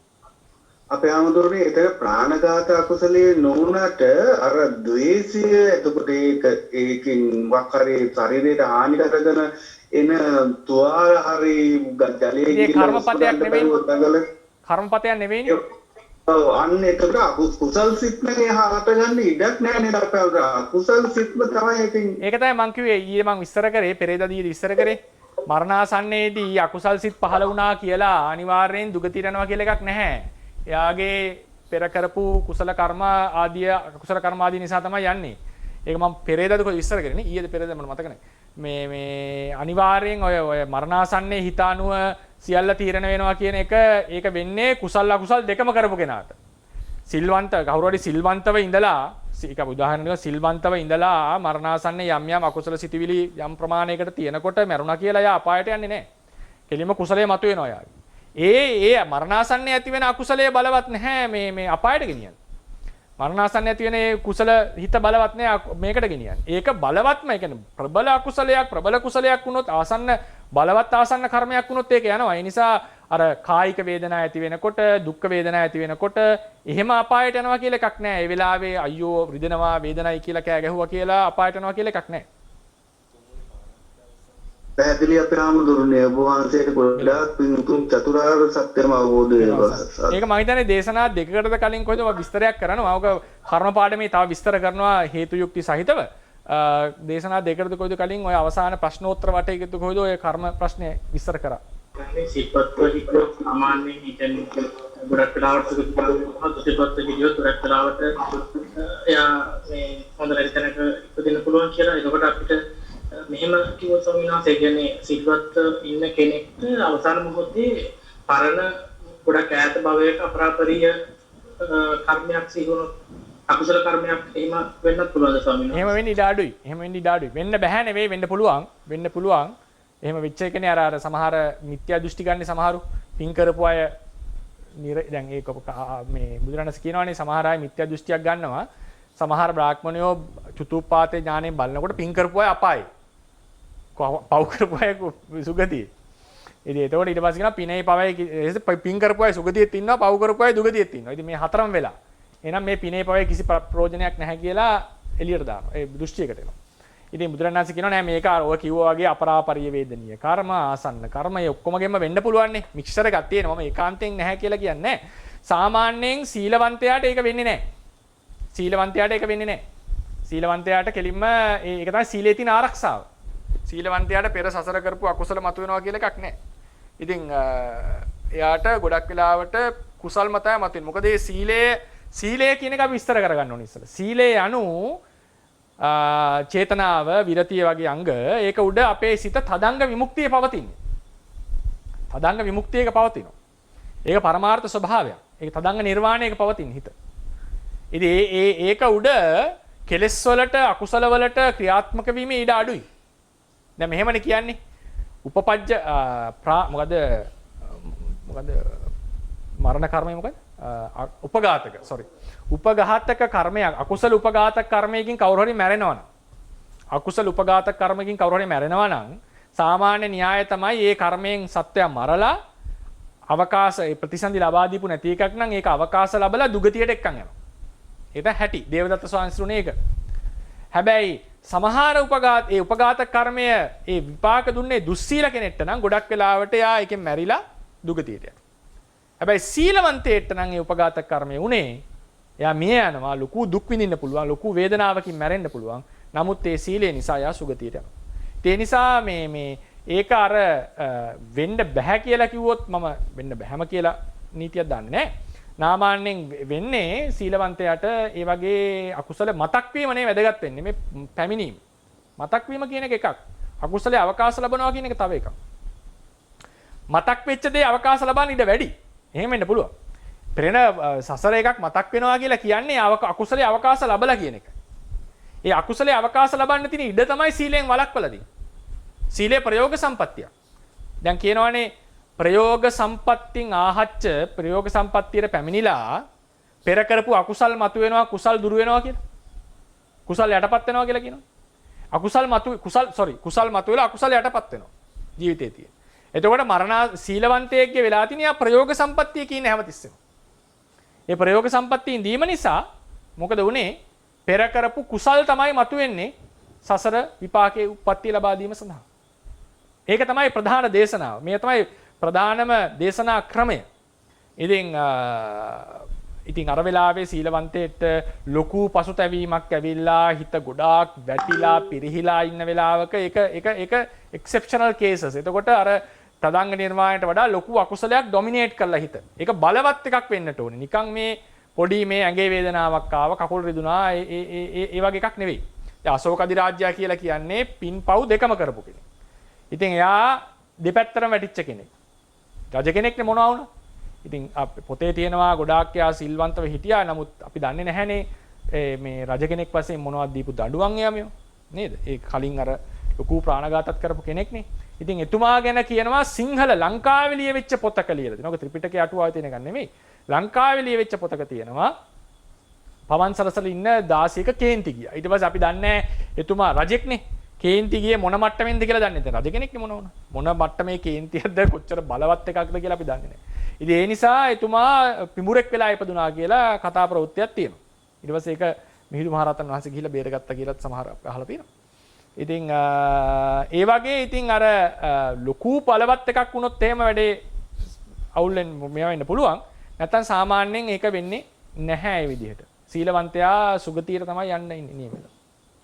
හැමතැනම දේශනාවේ එහෙමයි තියෙන්නේ. ඒ 100ක් නැති වුණත් මේ ජීවිතයේදී කෙනෙක් හොඳට ජීවත් වෙනවා නම් ගොඩක් දුරට එයාගේ ඊළඟ භවයේ ගොඩක් දුරට හොඳයි කියලා ගන්න පුළුවන් 100ක් නැති වුණත් නේ. ඒක තමයි දේශනා ක්‍රමය. දේශනාව බලන්න සීලවන්තයා සුගතිය, දුස්සීලයා දුගතිය. ඊට පස්සේ අර ඉතිඋත්තක පාළියන පාඩේ තමයි ඔය අරගෙන දැන් අද ජෙනරලයිස් කරලා තියෙන්නේ. ඒ ජෙනරලයිසේෂන් එකට එන්න කලින් ඒක නිදානේ බලන්න ඕනේ. එහෙමනේ කියන්නේ අටුවයි. මෙහෙමයි කියන්නේ බුදුරජාණන් වහන්සේ භික්ෂුන්ට ආපු විතර්කය. කතාව භික්ෂුන් අතර ඇති වෙච්ච කතාව නිදාන කතාව. බුදුරජාණන් වහන්සේ සීලවන්තයාට සුගතිය කියලා දේශනා කර ඇත. දුස්සීලයට දුගතිය කියලා දේශනා කර ඇත. ඒකේ කතා නෑ, වාද නෑ. හැබැයි සමහරව ඉන්නවා කලින් කාලේ සිල් රකින්න දුසිල් කරන හොඳ මේ දන් පින්කම් කරන දෙපැත්තම කරන අය ඉන්නවා. සමාජයේ ඉන්නවනේ එහෙමයි. එතකොට මේ වගේ අයගේ ගතිය කුමක්ද? ඇයි ඒ කට්ටියගේ නියත නෑ සීල දුස්සීල භාවය. දෙකම කෙරෙනවා ඒ කට්ටියත්. කලින් කාලට. එතකොට තමයි දේශනා කරන්නේ බුදුරජාණන් සූත්‍රයේ යම්සේ මරණාසන්නයේ හිත පවතීද ඒ අනුව ඔහුගේ ගතිය වේ. චිත්තං හිස්ස යතාබතං නික්කිත්තං එවං නිරේ. චිත්තං හිස්ස පදුසිතං. නිරේ යන්නේ හේතුව අපායට යන්නේ සිත පදුෂ්‍යයි. යතාබතං නික්කිත එවං සග්ගේ. චිත්තං හිස්ස පසාදිතං. ප්‍රසන්න හිතෙන් මැරෙන්නේ. ඒ නිසා සුගතියට යන්නේ. ඒ නිසා මේක මම දැක්කේ ඒක මට පෞද්ගලිකව මම දරන අදහස තමයි මේ කතාව අරගෙන ලොකු ප්‍රචාරයක් ගිහිල්ලා දැන් මිනිස්සු බය වෙලා ඉන්නවා. බය වෙලා තියෙනවා සමහර අය. අයියෝ කම අහලා තියෙනවා මේ ස්වාමීන් වහන්සේ කොච්චර සිල්ලක්වත් වැඩක් නැහැ නේද මරණාසන්නේ පෘතුග්ජනයාට ගතිය නියතත් නැහැ. ඕකත් එකතු වෙනවා. මිනිස්සු ඔක්කොම වෙලා අන්තිමට අයියෝ ඉතින් මේ හරිම ප්‍රශ්නයක් නේද ඇක්සිඩන්ට් එකක් ඇදිච්ච වෙලාවකවත් මේ බයක් ආවොත් මෙහෙම වුණොත් එහෙම දුගතියට යනවා නේද කියලා ලොකු මානසිකව කඩා වැටීමකට ලක් වෙනවා. ඇයි මොකක්වත් කරන්න බෑ ඊට පස්සේ අන්තිමට. වෙලා තියෙන්නේ මුළු දවසම 100න් ඉන්නේ අවසානයේ. එහෙම එකක් නෙවෙයි දේශනාවේ තියෙන්නේ. පැහැදිලියම දේශනාව. ඒ ඉතින් අර පැහැදිලියම සූත්‍ර පිටකයේ බොහෝ සූත්‍රවල කියපු සීලවන්තයා සුගතියේ දුස්සීලයා දුගතියේ කියපු සූත්‍රය අපි අමතක කරනවා. අර කොහින්ද ආවේ කියලාත් බොහෝ අය දන්නේ නැහැ මේ කතාව ඇවිල්ලා තියෙන. ඒක තියෙන්නේ ඉතිවුත්තක පාළියේ ඔය සූත්‍රයේ තියෙන්නේ. මරණාසන්නයේ අනුව සුගතිය දුගතිය තීරණය වෙනවා කියන. ඒක අටුවාවේ පැහැදිලි කරනවා ඔන්න ඔය නිදාන කතාව. මම හිතනවා ඒකෙන් පැහැදිලි වෙනවා මේක මේ අනවශ්‍ය දෙයක් තමයි ජෙනරලයිස් කරලා තියෙන්නේ. ඉතින් දෙකම කරන කෙනා නම් හරි. කුසල් අකුසල් දෙකම කරමින් එහෙම ඉන්න අය හරි. නමුත් ওই පංචශීලයක් එහෙම ආරක්ෂා කරමින් ඉන්න අය ඒක ගැන වද වෙන්න හොඳ නැහැ. හැබැයි ඉතින් බලවත්ම එකක් ආවොත් ඒක ගැන කියන්න බෑ. ඉතින් ඒක කතා ප්‍රොත් තියෙනවනේ. බලවත්ම පසුතැවීම, බලවත්ම කෙලස් ඇවිල්ලා ඉන්න අවස්ථාවක මීගොත් එතන ඉතින් ඒකේ වගකීම Taman සතුයි. එහෙම නැතුව මේ ගමනක් බිමනක් යනකොට සාමාන්‍ය මනසින් ඉන්නකොට හදිස්සියෙම යනකොට හිත හරි ගස්ස ගන්න ඕනේ කියලා එකක් නැහැ. එතකොට කුසලයේ තමයි මතුවේ. ආකාශ ධාතුවක් නැති රූප කලාප රූප ශරීර තියෙනවා කියන සංසය දේශනා කරා. ඒවා ස්වභාවයෙන්ම හට ගන්න දේවල්ද නැත්නම් අපි උපක්‍රමයකින් යම් පීඩනයක් කරපීමක් ඇති කරලා ආකාශ ධාතුවක් නැති කරලා අර පරිච්ඡේද රූපේ මේක නේද? පාට ගෙනදී. එහෙමයි සංසය. ඒක ආකාශ ධාතුවක් ඉබේ කියන්නේ නැතුව ඉබේම හට ගන්නවද නැත්නම් අපි උපක්‍රමයකින් ආකාශ ධාතුව නැති කරලා පරිච්ඡේද රූපයක් බවට පත් කරනවද? ඒකේ තියෙන්නේ වහන්සේට පුළුවන් නම් ඒ රෙෆරන්ස් එකට යන්න මූල ටීකාවේ ඒ කියලා තියෙන ඔය ලෝහ වගේ ඝන ද්‍රව්‍යවල ඔක තියෙනවා කියලා. ඒ කියන්නේ ඒක අපි කරන එකක් නෙවෙයි. ඒකම හැදිලා තියෙන ඒ ක්‍රමයට කියලා කියනවා. ඒක මට මේ පාළියක මම දීලා නැහැ පිටුවේ විතරයි දීලා තියෙන්නේ. මොකද පාළියක විස්තර වෙන්නේ අටුවාවේ පාඨය අරන් ටීකා විස්තර කළ ඔහොම යන්නේ. ඒ නිසා මම ඒක දුන්නේ ඝනතාවය හැමතිස්සෙම එහෙම නෙමෙයි. ඒ වගේ විශේෂ ඒවල තියනවා කියලා කියන්නේ. විශේෂ ඒ කියන්නේ හොඳ දෘඩ දේවල්. තිරුවසනසස මම කියන්නේයෝ. ඔව් තිරුවසන නේ. ඔව්. ස්වාමීන් හිස් බව ගැන කිව්වොතින්ද මට අහන්නේ මට ප්‍රශ්නේ අහන්න තිබුණ තේරෙන්නේ ස්වාමීන් රූප කලාපවල තියෙන ශූන්‍යතාවය ගැන පොඩ්ඩක් පැහැදිලි කරන්න. ශූන්‍යතාවය නේද ඇහුවේ ප්‍රශ්නේ? එහෙමයි. ඒ ශූන්‍යතාවය හිස් බව මේක දෙකක්ද? තා ප්‍රශ්නේ විස්තර වෙන්නේ නෝ. ශූන්‍යතාවය කියලා එකක් තියෙනවා. රූප කලාප ශූන්‍යයි කියලා එකද ආවේ ප්‍රශ්නේ? මොකද්ද? රූපේ ශූන්‍යයි කියන එක. රූප කලාප රූපේ කලාප ශූන්‍යයි. රූප කලාපයේ ශූන්‍යයි කියලා එකක් කොහෙවත් නැහැ. රූපය ආත්මයෙන් ශූන්‍යයි. රූපය ආත්මයෙන් රූප කලාප හෝ රූපේ whatever රූපය ඒක ආත්මයෙන් ශූන්‍යයි. ස්ථිර සාර දෙයින් ශූන්‍යයි. නිට්ටය සාරයෙන් ශූන්‍යයි. සුඛ සාරයෙන් ශූන්‍යයි. ආත්ම සාරයෙන් ශූන්‍යයි. සුභ සාරයෙන් ශූන්‍යයි. ඒ කියපු සාර වලින් හිස්. ඒ නිසා ශූන්‍යයි. රූප කලාපේ නැහැ කියලා එකක් නැහැ. ඔය අහන්නේ මෙහෙම එකක්ද? රූප කලාප ඉපදෙනවා බින්දෙනවා බලාගෙන යනකොට රූප කලාප නැහැ කියලා වැටහෙන ශූන්‍ය භාවය වගේ එකක් දහන්නේ. රූප කලාප බිඳී බිඳී යනවා බලාගෙන ඉන්නකොට බංග ඥානය වගේ එකක් ගැන කියන්නේ. ඉන්නකොට එකපාරට හිස් පේනවා ශූන්‍යතාවයට හිත ගියා නේද? ශූන්‍යතාවයේ හිතට වැටුණා කියලා කියනවා. ඕක සමහර පොත්වල කියන්නේ මේ භාවනා ක්‍රමවල මම අහලා තියෙනවා.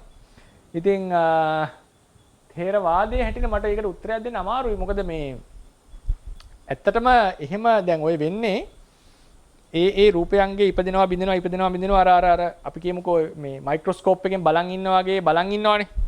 මේක අපි මේ මොකක් හරි දෙයක් බලනවා වගේ.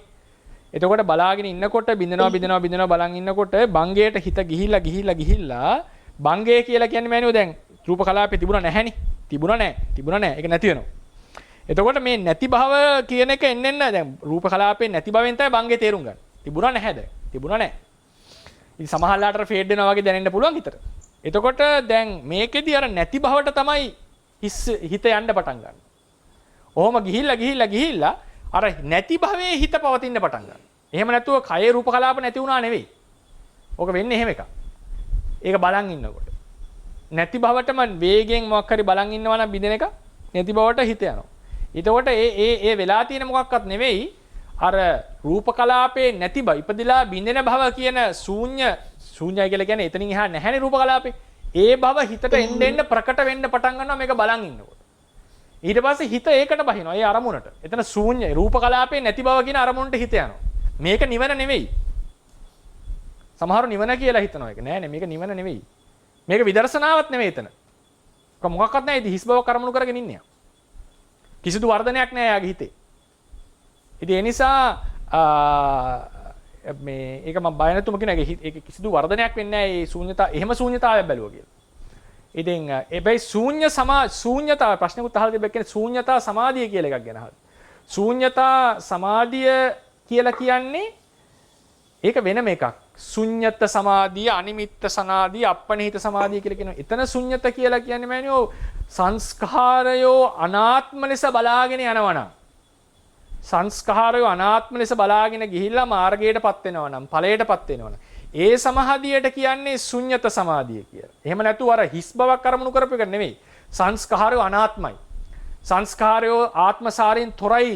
ඒ කියන්නේ අනාත්ම ලක්ෂණය. ඔය නිවනටපත් වෙනකොට අන්තිමටපත් වෙන්නේ එක්කෝ අනිත්‍ය ලක්ෂණය හරහා, දුක්ඛ ලක්ෂණය හරහා, අනාත්ම ලක්ෂණය හරහා. ඒකට කියනවා විමෝක්ෂ මුඛය කියලා. ඒ විදර්ශනා ඥාණයට. එතකොට අනාත්ම ලක්ෂණය පදනම් කරගෙන නම් නිවනට මාර්ගයටපත් උනේ, ඵලයටපත් උනේ. එතකොට ඒකට කියනවා ශුන්්‍යත විමෝක්ෂය කියලා. එතකොට ඒ විදර්ශනා ඥාණයට ඕන නම් ශුන්්‍යත සමාධිය කියන්න පුළුවන්. ශුන්්‍යත සමාධිය කියන එකේ තේරුම මොකක්වත් නැහැ කියන එක අරමුණ වෙන සමාධියක් නොවේයි. සංස්කාරයෝ අනාත්ම ලෙස අවබෝධ කරගන්න ඥානයේ හිතේ සමාධිය. ඒ වෙල ඒක අනුසාරයෙන් ලැබපු අරමුණු කරපු නිවන. එතකොට නිවන වැටහෙන්නේ. නිවන එතකොට මේ ඒ අනාත්මයට ප්‍රතිවිරුද්ධව වැටහෙන්නේ දාට. ඒක අරමුණු කරන හිතේ සමාධියට කියනවා ශුන්්‍යත සමාධිය කියලා. ඵල හිතේ සමාධියට කියනවා ශුන්්‍යත සමාධිය. මොකද්ද? අනාත්මය අරමුණු කරමින් පැමිණි විදර්ශනා මුල ඉඳන් නෙමෙයි අවසාන මොහොත ගැන මේ කියන්නේ. අවසාන වුට්ඨාන ගාමිනී විදර්ශනාව කියලා ඒකට කියන්නේ. වුට්ඨාන ගාමිනී විදර්ශනාවේදී අනාත්මය අරමුණු කරමින් ඇවිල්ලා පත්ුණා නම් යම් මාර්ගයකට යම් ඵලයකට ඒකට ඒ හිත්වල තියෙන සමාධිය කියනවා ශුන්්‍යත සමාධිය කියලා. එහෙම නැතුව මේ රූප කලාපයෝ බිඳෙන බව බල ඉන්නකොට ශුන්්‍යතාවට හිත ගියා කියන එක ඒක යනවා නම් කාට හරි ඒකෙන් ඉතින් එළියට ඇවිල්ලා මේ ආපහු රූප කලාප බින්දෙන එක රූප කලාපය අනිත්‍ය ලෙස මෙනෙහි කරන්න. මොකද ඒක ඒ ශුන්්‍යතාවේ හිටිය කියලා කිසි ප්‍රයෝජනයක් නැහැ. ඒ නිසා රූප කලාපයෝ ආත්මයෙන් ශුන්‍යයි, නිට්ටය භාවයෙන් ශුන්‍යයි, සුඛ භාවයෙන් ශුන්‍යයි, සුභ භාවයෙන් ශුන්‍යයි. ඒක වෙනම එකක්. එහෙම නැතුව මේ හිඩස කියලා කියන්නේ අජට ආකාශේ නැත්තම් ආකාශ ධාතුව. ඒ හැර රූප කලාපේ නැති වුණාම ඒ රූප කලාපේ එතන නැහැ කියලා එතන නාස්ති ප්‍රඥප්තිය කියලා එකක් තියෙනවා. ওই වගේ කීපයක් තමයි ඉතින් ශුන්්‍යතාවයට කියලා කතා කරන්නේ. සංඝාසනේ දැන් අපි පරිච්ඡේද රූපය ගැන පැහැදිලි කරද්දී සංඝාසනේ රූප කලාප කීපයක් කරදරයක් නැතුව එකිනෙක ස්පර්ශ වෙලා ගැටිලා අර තම තමන්ටයි තියෙන කියලා පැහැදිලි කරන්න සම්මානද? ඔව්. එතකොට දැන් රූප කලාපයේ ඇති තමන්ගේ සීමාවටම තියෙනවා පරිච්ඡේද රූපය කියලා. හරි. එතකොට දැන් යම් හේතුවකින් ওই රූප කලාප වෙන්වීමක් සිදු වුණොත් එතකොට සම්මතයි දැන් අර පරිච්ඡේද රූපේ නැති වෙලා ඒක ආපහු රූප පරිච්ඡේද අවකාශයක් කව එකක් උඩ නැගෙනවා. නෑ රූප අතර දැන් වෙන් වෙලා තියෙන එකෙත් දෙකම තියෙනවනේ. වෙන් වෙලා තියෙන එකෙත් තමන්ගේම තියෙනවා. පරිච්ඡේද රූපේ නැති උන්නේ අර වෙන් වෙලා තියෙනකොට. වෙන් වෙලා තියෙන එකේ පරිච්ඡේද රූපේ තමයි තමන්ගේම. ඒ වගේම හිස් අවකාශයටත් පරිච්ඡේද රූපේ කියලා කියන්න පුළුවන්. ඒතර හැම රූප කලාපයකම පරිච්ඡේද රූපේ පවතිනවා අර ඉම කියන්නේ. ඒක නැති උන්නේ. සයන්සට මේ අර අවකාශ ගැන කතා කරගෙන ඉන්නකොට ප්‍රශ්නයක් ආවේ. සයන්ස මේ දැන් ඉරයි හොඳයි දිව්‍ය විමාන දෙකක් නේ සයන්ස. ඔව් දාන තේරවාදයේ හැටියට එහෙම තමයි. ඒ සයන්ස මේ වලට පොඩි ගැටලුවක් තියෙනවා. දැන් ඇමරිකාව කියනවා අපි මේ හොඳට ඇරියා පරීක්ෂණ කරා කියලා. මම දන්න විදිහට දැන් හොඳේ තියෙන්නේ ගොඩක් වටිනා පාෂාණත්වයක දිව්‍ය ලස්සන විමානයක්. ඒකේ රැයට දිස්න ගන්නනේ. එතකොට සාමාන්‍යයෙන් ඒ වගේ දෙයකට එහෙම යන්න බෑ. ඒකට ඒ කියන්නේ මේ සම්බන්ධයක බුද්ධාගමට අනුව අපිට කියමන විශ්වාස කරන්න පුළුවන් සයින්ස්. ඔය අර මේ සාමාන්‍ය පෙළ කරා කියපු පුතා නේද ඔය? එහෙමයි සයින්ස්. හරි හරි. මේ හොඳයි ඒක මම එක දේශනාවකටත් ඔක් කියනවා මේ ඔතන පුතේ වෙලා තියෙන්නේ මේ ඔය ලෝක විස්තරය ථේරවාද පොත්වල තියෙන ලෝක විස්තරය අද විද්‍යාවෙන් අපි දකින තේරුම් ගත්ත ලෝක විස්තරයයි සමාන කරන්න බෑ. කිසිම ආකාරයකින් සමාන කරන්න බෑ. ඒක එකිනෙකට ප්‍රතිවිරුද්ධයි. ඉතින් මම ඒක කියන්න එපේ. දැන් උදාහරණයකට ථේරවාද අටුවාවේ තියෙන ක්‍රමයට ගත්තොත් ලෝකෙ පැතලීකුද. ඒකේ හැටියට. ඉතින් ඒ නිසා මේ ලෝකෙ පැතලී කියන්නේ ඒක පාත්‍රයක් වගේ තියෙන ඇතුලේ පැතිලි බවක් තියෙනවා. ඉතින් ඒ නිසා ඒ දෙක සමාන කරන්න අමාරුයි අපිට. එතකොට හඳ කියන එක ඉර කියන එක දිව්‍ය විමානයක් ලෙස සලකලා තියෙනවා. නමුත් අපි දන්නවාද හඳට ගියා නේද? ඊට පස්සේ ඉරට නම් ගිහිල්ලා නැහැ. ඉරට ලඟ වෙන්න බෑ. ඉතින් මේ ඒ හඳට ගියා කියන කතාව තියෙනවා. ඒ හඳට ගියා කියන කතාව අපි මොකද එක්කෙනෙක් විතර ඔයගේ දෙනවා අර පළවෙනි සඳ ගමනේ කියන එක ගැන කන්ට්‍රොවර්ෂියල් එකක් තියෙනවා. පළවෙනි සඳ ගමනේ. ඒ කොහොමද අර කොඩිය මෙයා උනේ? ඔය ප්‍රශ්න ගොඩක් තියෙනවා. නමුත් ඇත්තටම හඳට ගිහිලා තියෙනවා 20 ගාණක් මිනිස්සු. එකපාරක් නෙවෙයි යෝ. හඳට ලෑන්ඩ් කරලා තියෙනවා බොහෝ අය. ඉතින් අවස්ථා කීපෙක. ඉතින් ඒ ඔක්කොම අවස්ථා වැරදි ගියේ නැහැ කියලා කියනවා නම් අපි ගොඩක් පරිස්සම් වෙන්න ඕනේ ලෝකයක් එක්ක කතා කරනකොට. අපි අතර එහෙම හිතාගත්තට ඒක මම කියන්නේ තේරවාදයක් ඇතුලේ එහෙම කතා කරාට ඉතර හානියක් වෙන්නේ නැහැ. නමුත් ඔක ලෝකයකට කියනකොට ටිකක් පරිස්සම් වෙන්නට ඕනේ. මොකද ඒක ගියා කියන්න තමයි සාධක තියෙන්නේ. ඉතින් ඒකෙන් දැන් හැබැයි ඒ වගේම මට කියන්නත් ඕනේ ඔය සමාධියෙම උපදවලා ලෝකේ දිහා බලන අවස්ථා ගැන මම අහලා තියෙනවා හිතවත් ස්වාමීන් වහන්සේලා. මම බලලා නැහැ. ඉතින් ඒ කතා ප්‍රවෘත්තිවල ඒකට සමහර අය දැනුම නැති අය පාව බලලා තියෙනවා. ඉතින් ඒ කට්ටියට පේන්නේ පොත්පත්වල ලියලා තියෙන ක්‍රමයට. දැනුම නැති අය බලපුවා. සමහර ආශ්චර්ය දේවල් පෙන්ලා තියෙනවා. හැබැයි ඔක්කොම ගොඩක් අයට බොහෝ දෙනාට එක සමානව පෙන්ලා තියෙනවා. හැමෝටම. ඒ නිසා ඒක ඒ පැත්තෙන් බැලුවම එතකොට කෙනෙක් අහනවා සමාධිය කියන්නේ විකාරයක්ද බොරුවක්ද පේන්නේ නිකන් මනෝ විකාරයක්ද කියලා. ඉතින් හැමෝටම මනෝ විකාරයක විදිහට පේන්නත් බෑනේ. ඒතකොට ඒක ඒ පැත්තෙන් එහෙම බැලුවමක් තියෙනවා. නමුත් අපි දැන් අස්පනා අපිට දකින්න සමහර සිද්ධි පොතට ගැලපෙන්නේ නැහැ. දැන් උදාහරණයකට ඉර යන්නේ පෘථිවිය වටේ පෘථිවිය ඇතුලේ ක්‍රමයේ හැටියට.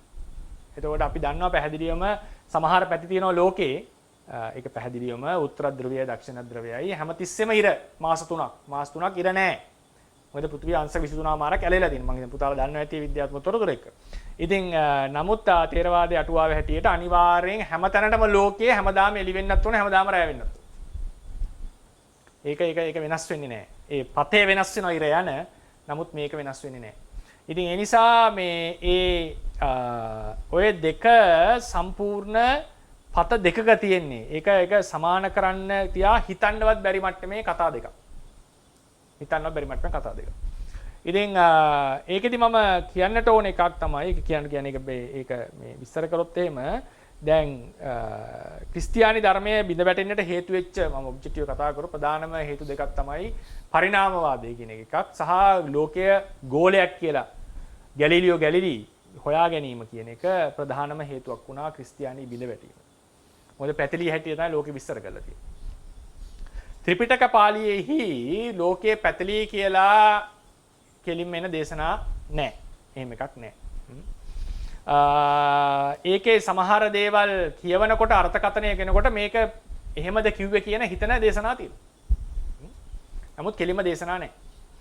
ඉතින් එහෙම ඒක මම කියන්න අවශ්‍ය නැහැ. එහෙම දේශනාවක් තිබුණා නම් බැරි වෙලා හරි මීට කලින් තමයි චෝදනාව වෙල්ල වෙන්නේ. මම කියන්න ඕනේ නැහැ එහෙමනම්. ඒක කෙලිම චෝදනාව වෙල්ලනවා. ඒක තමයි ලෝකේ තියෙන හැටි. හංගන් ඉන්න බෑනේ. තොරතුරු හංගනවා කියලා එකක් නැහැ. තොරතුරු එළියට නෑ. මොකද ඔය පාලි කියවනවා මිනිස්සු. ඒ පොත් දන්නවා. ඉතින් ඔක ගොඩාක් බෞද්ධ උගත්තු මේ කතාව දන්නවා. මේ කතාව දන්නවා.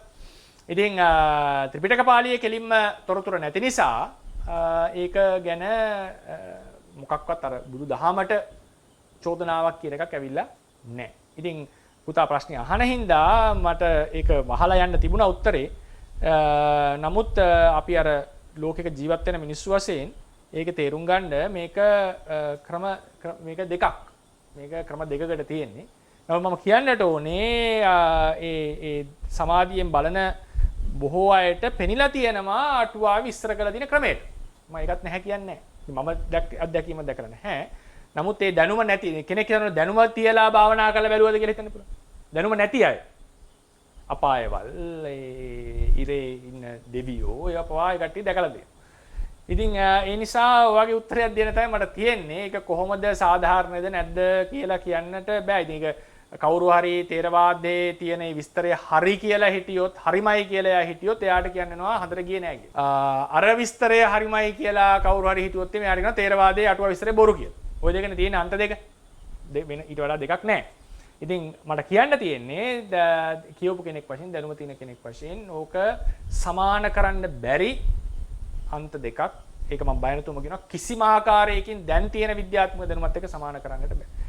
ඊට පස්සේ එන්න පුළුවන් අදහසක් විද්‍යාත්මක දැනුම අලුත් වෙවි යනවාද කියන එක. ඉතින් මේ වගේ දේවල් කවදා හරි ආයෙ වෙනස් වෙයිද කියන එක ඒක වෙනම ප්‍රශ්නයක්. දැන් ඒක මේ පෘථිවිය හැඩය තව වෙනස් වෙලා දකින්න. සමහර තාම ෆ්ලැට් අර්ත් එක ගැන කතා කරන මිනිස්සුත් ඉන්නවා පිට රටවල. ඉතින් සාමාන්‍යයෙන් පිළිගත් අදහස තමයි මේක ගෝලයක් මේක මේ සෞරග්‍රහ මණ්ඩලයක් තියෙනවා. ඉර තියෙන්නේ ගොඩාක් ඈතින්. ඉර අපිට වඩා තාම අධික විශාලත්වයක් තියෙන්නේ.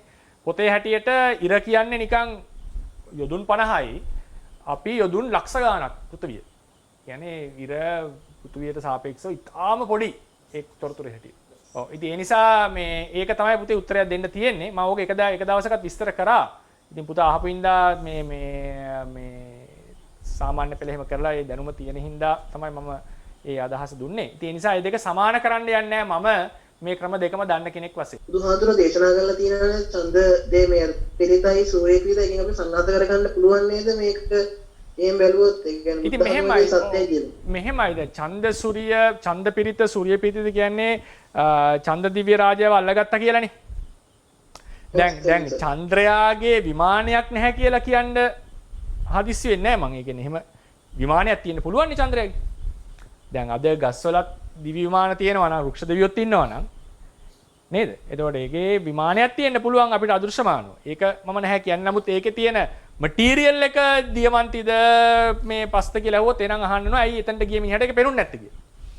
ඉතින් දෙවියෙක් ඉන්න පුළුවන් කියන එක මං හිතන්නේ සාමාන්‍යයෙන් තේරවාදයේ තියෙන ක්‍රමයේ හැටියට ඉරේ හෝ හඳේ විශේෂ ජීවියෙක් අදෘශ්‍යමාන සියුම් ශරීරයක් තියෙන ජීවියෙක් ඉන්න බැරිද කියලා ඇහුවොත් ඉන්න පුළුවන්.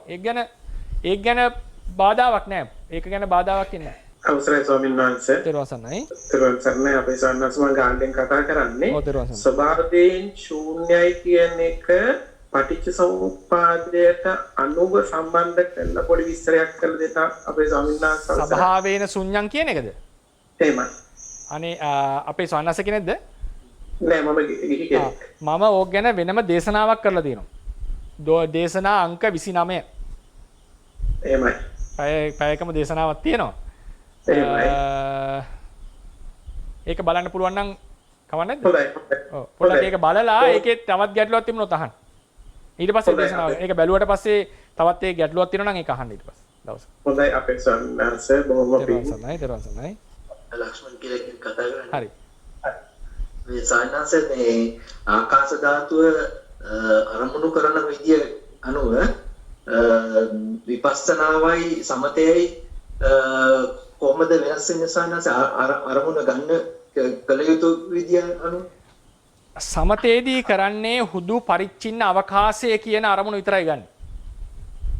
පරිච්ඡින්න අවකාශය. ඒ කියන්නේ මේක සීමා මායිම් වලින් වෙන්වෙච්ච ආකාශයක්, හිස් බවක්. ඒ කියන්නේ අවකාශයක් කියලා අරමුණු කරනවා. අතනදී විදර්ශනාවේදී ඒක බාහිර රූප වලට ගන්න ගොඩක් වෙලාවට අභ්‍යන්තරයේ තියෙන හිස් බව මේක මේ හිස් බවක් තියෙනකොට මේ රූපය අතර හිස් පරතරයක් තියෙනවා තැන් වල සහ ඒකත් සත්වයේ පුද්ගලයක ආත්මයක් නෙවෙයි කියලා අරමුණු කරන්නේ. සමතේදී සත්වයේ පුද්ගලයෙක් නෙවෙයි කියලා අරමුණු කරන්නේ. හුදු ඒ හිස් බව අවකාශය විතරක් අරමුණු කරලා ඒකේ සමාධිය දිනු කරන එක. ආකාශ ධාතුව කියන වචනේ පාවිච්චි කරලා සන භාවනා කර මොකද්ද මේ සමතේද? ඔව් සමතේ. ආකාශෝ කියලා යන්නේ. ආකාශේ ආකාශ නීලම් වගේ ආකාශෝ කියලා බලන්න.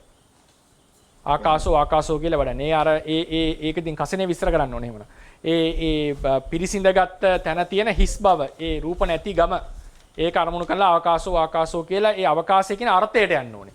ඔය කසින වඩනකොට බලලා මේ ඒ ඇහැට පේන එක නෙවෙයි කසිනේ අරමුණ ඇත්තටම. කසිනේ අරමුණ තමයි කසින නිමිත්ත. ඒක විස්තර කරන්න. නීලං කියලා කියනකොට නිල් පාට නෙවෙයි කසිනේ අරමුණ. නිල් පාට රවුම කියන එක. ඒ කියන්නේ නිල් සහිත රවුමක් කියන එක තමයි කසින නිමිත්ත කියලා කියන්නේ. ඒ නිසා කසින කියන අරමුණ අපි පැහැදිලි කරගන්න ඕනේ ඒකෙදි. එතකොට අපි හිතමුකෝ යම් සිදුරක් තිබුණා කියලා. දැන් මෙහෙම කියලා හිතන්නකෝ. මේ සිදුර නම් මේකේ මේ ඇඟිලි වලින් පිරිසිඳපු මේ හිස් බව තියෙනවනේ. මේ ඇඟිලි වලින් පිරිසිඳිච්ච වෙන රූප නැති හිස් බවක් කියලා තේරුම් අරගෙන ආකාශෝ කියලා මේ අර්ථය තේරුම් ගන්න. මේ අදහස තේරුම් ගන්න. අදහසක් තමයි කසිනේ අපි කරන්නේ. නිල් පාට රවුමක් දැක්කම නිල් පාවෙන් අධික වෙච්ච රවුම් හැඩයෙන් යුක්ත දෙයක් කියලා තේරුම් ගන්න. එතකොට ඒක සමහරවිට ඒක මම කියන එක පැහැදිලි වෙනවද දන්නේ නැහැ. ඒක අරමුණ ගැන සහ පරමාර්ථය පැහැදිලි වෙනකොට ගොඩක් ප්‍රකට වෙනවා ඒ අදහස. ඉතින් ආකාශ ධාතුව විදර්ශනාවට ගන්නකොට ඒක සත්වයක් නෙවෙයි, පුද්ගලයෙක් නෙවෙයි, ආත්මයක් නෙවෙයි කියලා අරමුණු කරන්න තියෙනවා. අතදැස් කරගන්න යදුනා වූ කුසල සම්භාරය තව තවත් ධර්මඥාන භාවනාඥාන දියුණු කර ගැනීමට හේතු වේවා. බුද්ධ ශාසනයේ චිරස්ථිතේ පිණිසත් මේ කුසලයේ උපනිශ්‍රේ වේවා කියලා ප්‍රාර්ථනා. බුද්ධ ශාසනං චිරන් තිට්ඨතු. බුද්ධ ශාසනං චිරන් තිට්ඨතු. බුද්ධ ශාසනං චිරන් තිට්ඨතු. සාදු සාදු සාදු